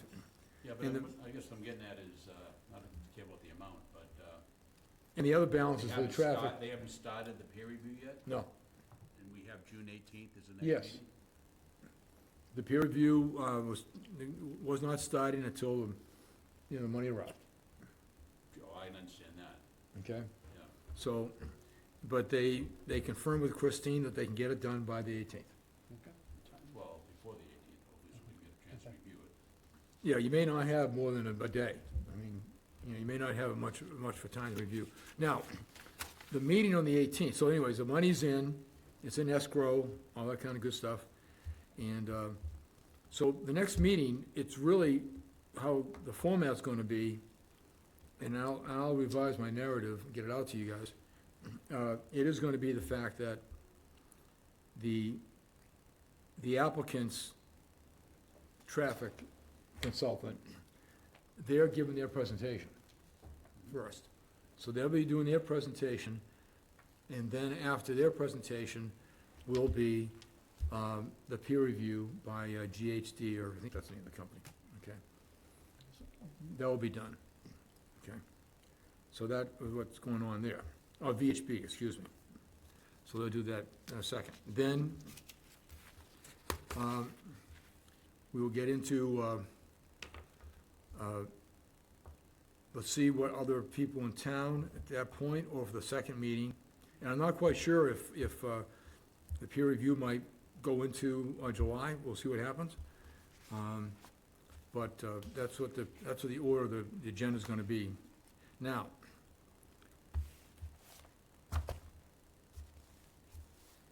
during the meeting with the town attorney, I was given approval as long as I report back to the following, continuation of the hearing, so that'll be on the June meeting.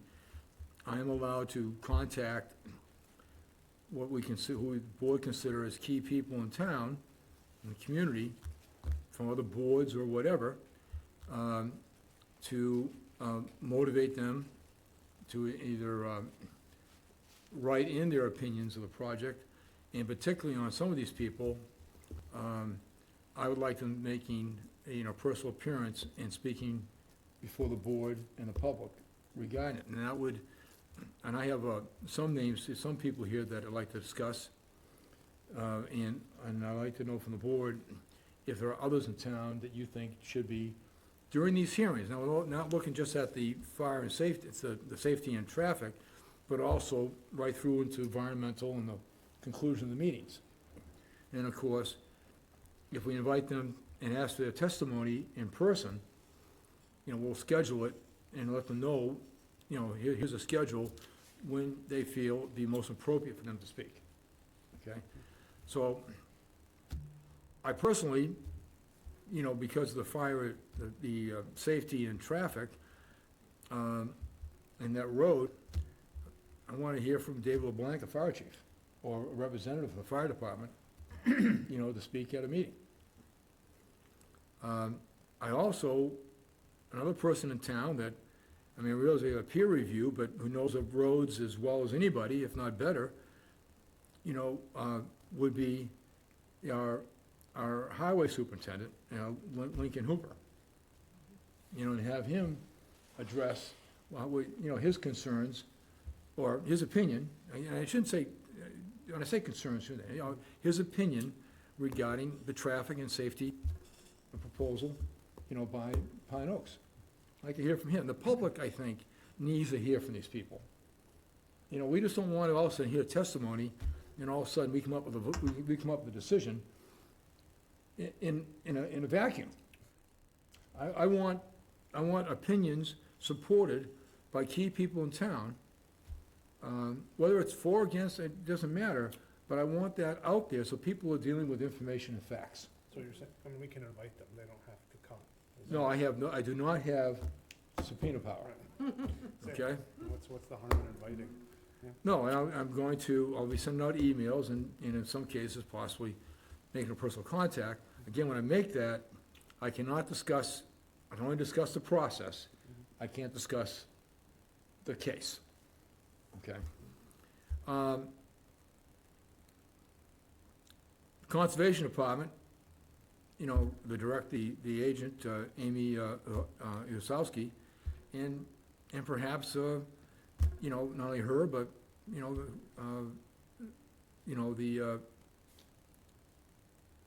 the person in charge of the Conservation Commission, if they want to make their voices heard. Because that certainly would be Excuse me, involved I'm with, stepping out in front of these people. Because you're looking for department heads.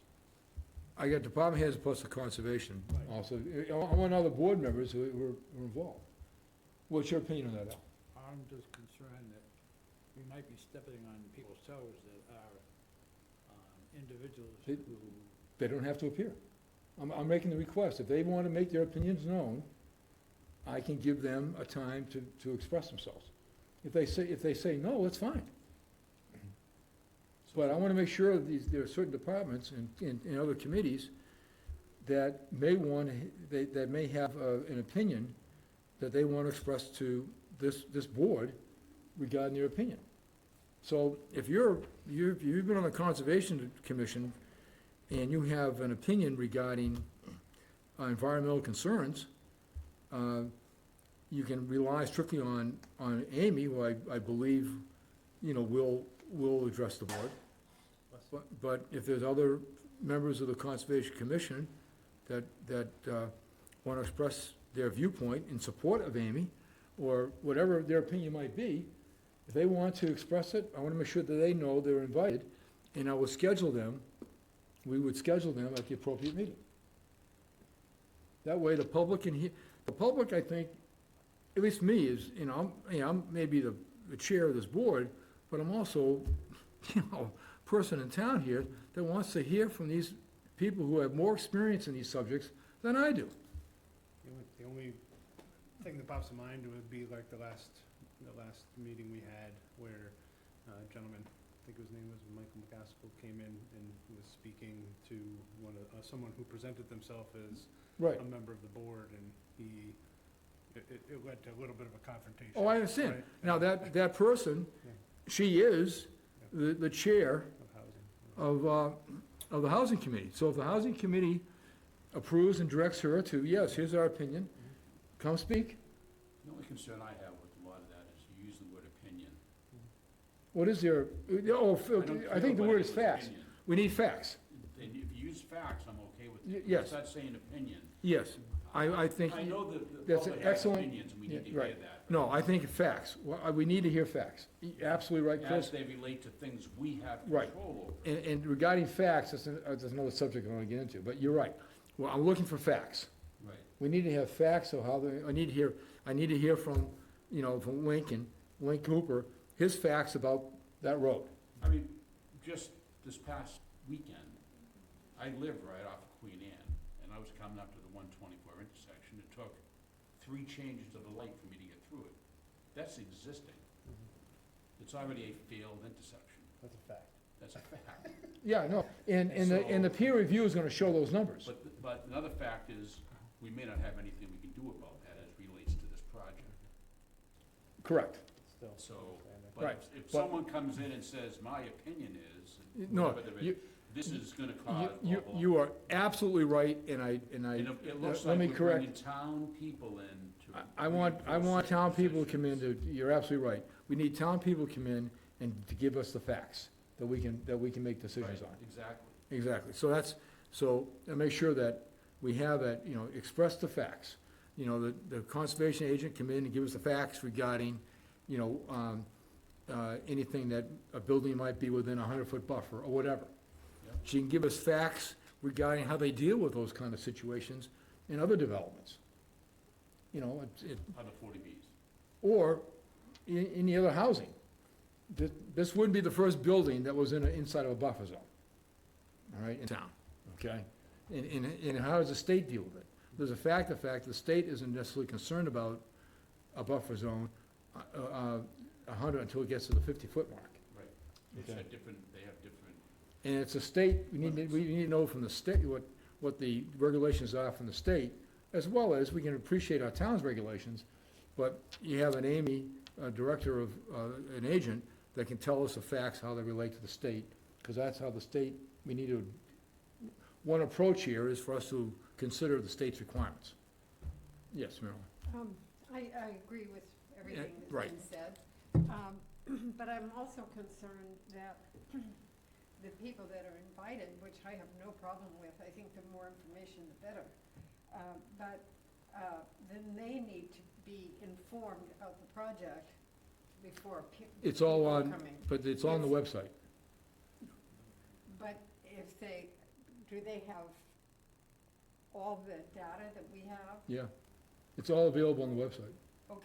Okay, just so long as, again, we stay with, they're informed and are informing. All based on facts. everything we have is available, well, actually, I didn't look it up. I've been told it's all available on the website. I probably need to confirm that, Okay, good. okay? Yeah. But, I had asked Rachel, well, do we have copies of this binder or whatever, for the conservation agent? Do we have copies for the highway department supervisor? No, they're being told to look it up. All the resources are available online. So, the person you're referring to, Elizabeth Harder, she's in the Harwich Housing Committee, right? And she would have facts regarding what's happening there. And also, between that committee and as well as the committee she's on for Barnstable County, she also would have facts regarding the road funding, road funds that may be available for 40B project. And I studied that quite a bit. I spent a lot of time on the website looking up that, and there are funding programs that list the fact that they support 40B road improvements to support 40B housing. So, at some point here, the town, I think, may need to consider how we perhaps consider what might need to be done. And again, that comes from the consultants, from Link Hooper, people who know what they're doing, to request, how do we improve Queen Anne and Main Street roads? Given that, but if they need to be improved, I don't know. But hearing from her that information, and for the community, I think would be important. Another thing on facts, in the area, the Harwich Affordable Trust, and Larry Valentine's the chair for that. Of course, they're doing the other 40B project, but it's at that intersection. I'm sure that he's got information and facts regarding addressing, could be from traffic to housing and so forth on this thing. So those are just, there's also I have no idea what they do, and I'm sorry I don't know. The town has a traffic and safety committee. And, they may have facts and, that they want to, express to our board. So let them know that they're welcome to speak and address things that we're looking for information and facts. That's what I'm looking for. And so I just, I'll be getting out, with your approval, emails to these individuals and these boards to request ask them to consider submitting their review of the project, both their opinions as well as, most importantly, facts that support their opinions. So we're looking for opinions, but we want facts to support it. We're gonna get a lot of opinions, but I think the board, you're making it clear, we want facts. We need some facts, right? Because Everybody's got an opinion. the state, when it comes down to it, any situation where we might condition, no, I'm not saying we're going to, out there, folks, any situation that we're going to deny or condition any aspect of this project, we need the facts to back it up. Otherwise, by the next morning, it's gonna be overturned by the state. Actually, that's a good question. How quickly? I have no idea. I was actually, I was wondering about that just today. I have no idea. How quickly do they act on that? I don't know if it takes them a month or it takes them 6 months. I don't think it would take long. No, Yeah, I don't think it will either. no. Again, you have a case here where the state issued a project eligibility letter, so they've already given this is not a bad, state's already said, the housing, it's already said, we approve this so far, but we want to get, and this is why they go for the process, the state wants community input. And I think our goal needs to be to try to ascertain as much facts as we possibly can to help us make a decision. Okay? All right, so, I'd like to have a motion that the chair be, the board approves the chair to contact key town department heads and boards and commissions that we think is relevant, to invite them to offer both written opinions and facts, as well as to appear and to, in person, give testimony. All right, can I have a second on that? Oh, we're on a second? Okay. Yeah. All those in favor? Okay. All right. Guys, I'm almost done. I got a question for you, though. Yeah. You're putting a lot of effort into this thing, which I think is wonderful. However, we don't happen to have a town administrator. We do. We have one till in June, and then we have another one. We have a town assistant administrator, which I have no idea what's happening there, but But doesn't this all have to go through them, because no, it doesn't. No, we're in charge. We are in charge. No, are we taking guidance? Absolutely. All right, are we taking guidance from Christine Flynn? Absolutely. But the bottom line is, it's us. This is our hearing to run. If we want testimony, regardless of what anybody else thinks about it, if our board wants testimony to hear from somebody and wants to make an invitation, that's up to us. If we want to change a meeting topic and do something different, we're gonna take advice obviously from Judy Barrett and our town attorney and from Christine, but bottom line is, it's us. And so when, more than once, I've heard, well, we shouldn't do it. I said, well, the board wants to do it this way. Who told you we shouldn't do it? I won't get into it. I was gonna say the fact that, but the bottom line is that it was advised that maybe it wasn't a good idea. And I said, well, that's fine. I'll take that under advisement, and we just voted the fact it is a good idea.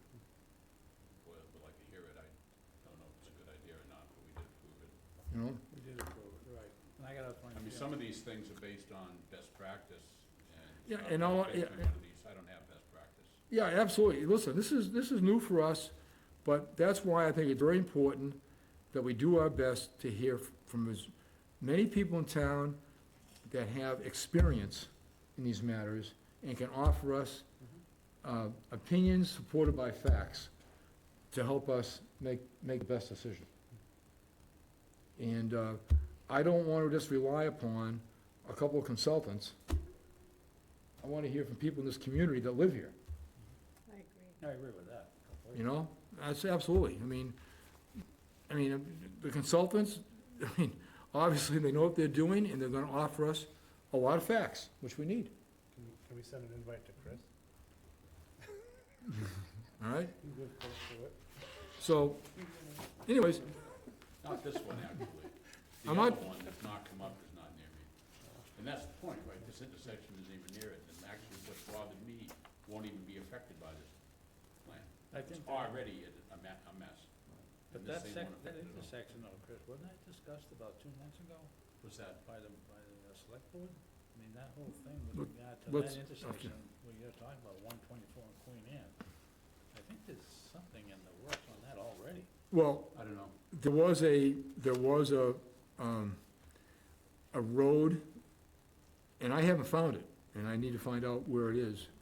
The town did hire VHB, or the same consultant who's doing the peer review, to do a traffic study of the town.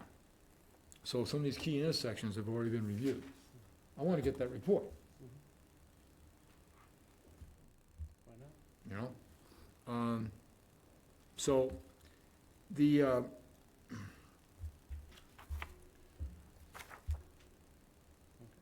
all right. I have one other report, which perhaps is best be handed out, I won't do it tonight, after the attorney has looked at it. Maybe I might have already handed out, I did some research.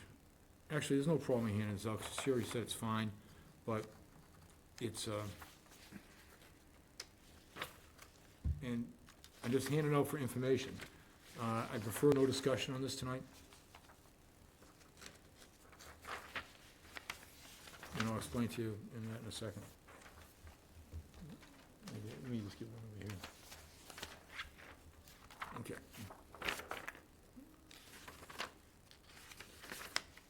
There you go. There you go. So,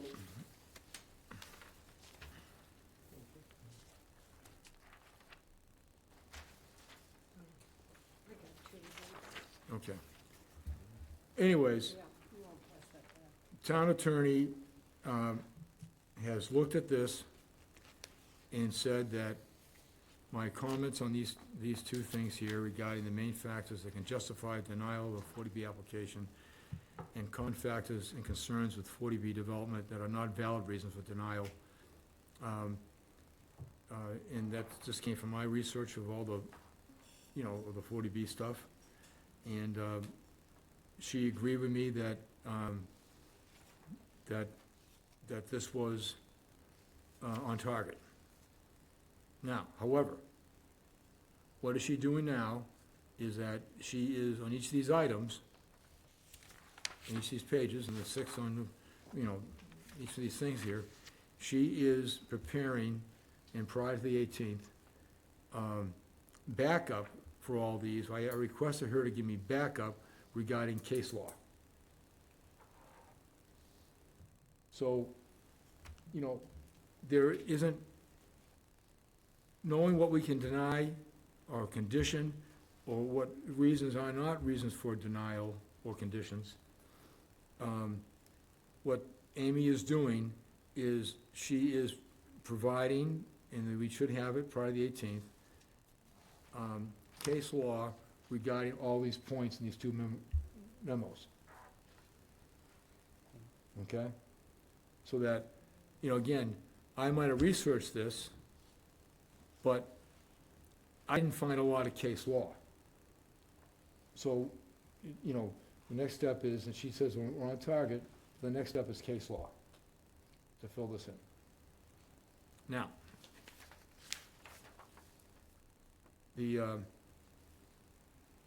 at the next meeting,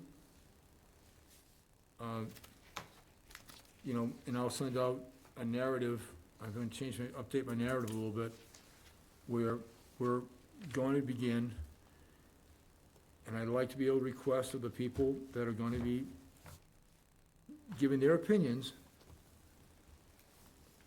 to, particularly on traffic and safety, that the, everything has to be shown to,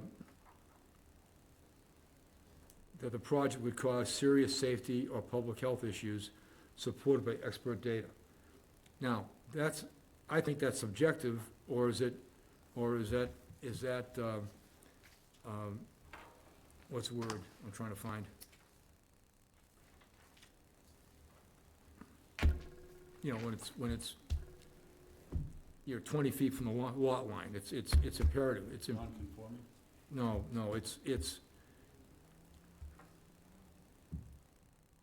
there's subjective data, and I'm having a mind melt, a moment here. But basically, the fact that, you know, we can look at a fact. If it's, you know, if the traffic was going to increase by X%, then is that a serious increase? Or is it, how do the traffic experts, at what point would traffic become and it's a question for the peer review people, would additional traffic, you know, become, you know, a numerical by facts? You know, if it all study shows that it's gonna go up X%, you know, I mean, when we look at any case we have here, and we had a case last month where, you know, Al and I might have thought that it was over the top as far as, you know, but the rest of the board didn't. That's what it was, a vote of 3-2. So if I was to ask everybody in this board, you know, what you consider to be, what would be a serious increase, we'd all have a different opinion. I think you're gonna get that report, though, that you're asking for. You know, we'll see what happens. But, you know, so anyways, but what I want to be able to do when I introduce this session next time is to introduce to the public that, you know, everyone can have opinions, as you pointed out, Chris, but we need facts. Yep. And so I'm going to request that people do their opinions, that they try to listen to the peer review, they try to listen to the professionals who gave their opinions, and then use that information, those facts, to support their opinions. I want to kind of make that clear, that that's what this board needs, besides just like, it's going to be too much. Well, you know, listen to the peer review people, listen to the consultants, find your own facts, you know, listen to the people from the town that bring facts to the table, and now mold your opinions, you know, so that, you know, you can support them with the facts that the board can sink our teeth into making a decision. Okay, so I'm gonna be reviewing that, and I'll send that narrative out. But I do want people to realize that they need to understand that this cannot be a political decision. It has to be run based upon facts. You know, other boards, select board can make political decisions. We can't, or we shouldn't, let's put it that way. All right. Okay, well, I'm done for the night. Unless somebody else wants to ramble on. I think we're good to go. All right, so, there's no old business. I don't think there's any additional. We have had in, I think everyone's been reading them regarding, on Pine Oaks Village. We have opinions, and, you know, letters have still been coming in. So if you guys can do your best on, you know, keeping on top of it, that'd be great. I think everyone's reading them, I know I have. And, with all that said, I would I'd hear a motion to adjourn. So moved. I have a second? I'll second. Okay, it is 8:55, and we're going to adjourn the meeting.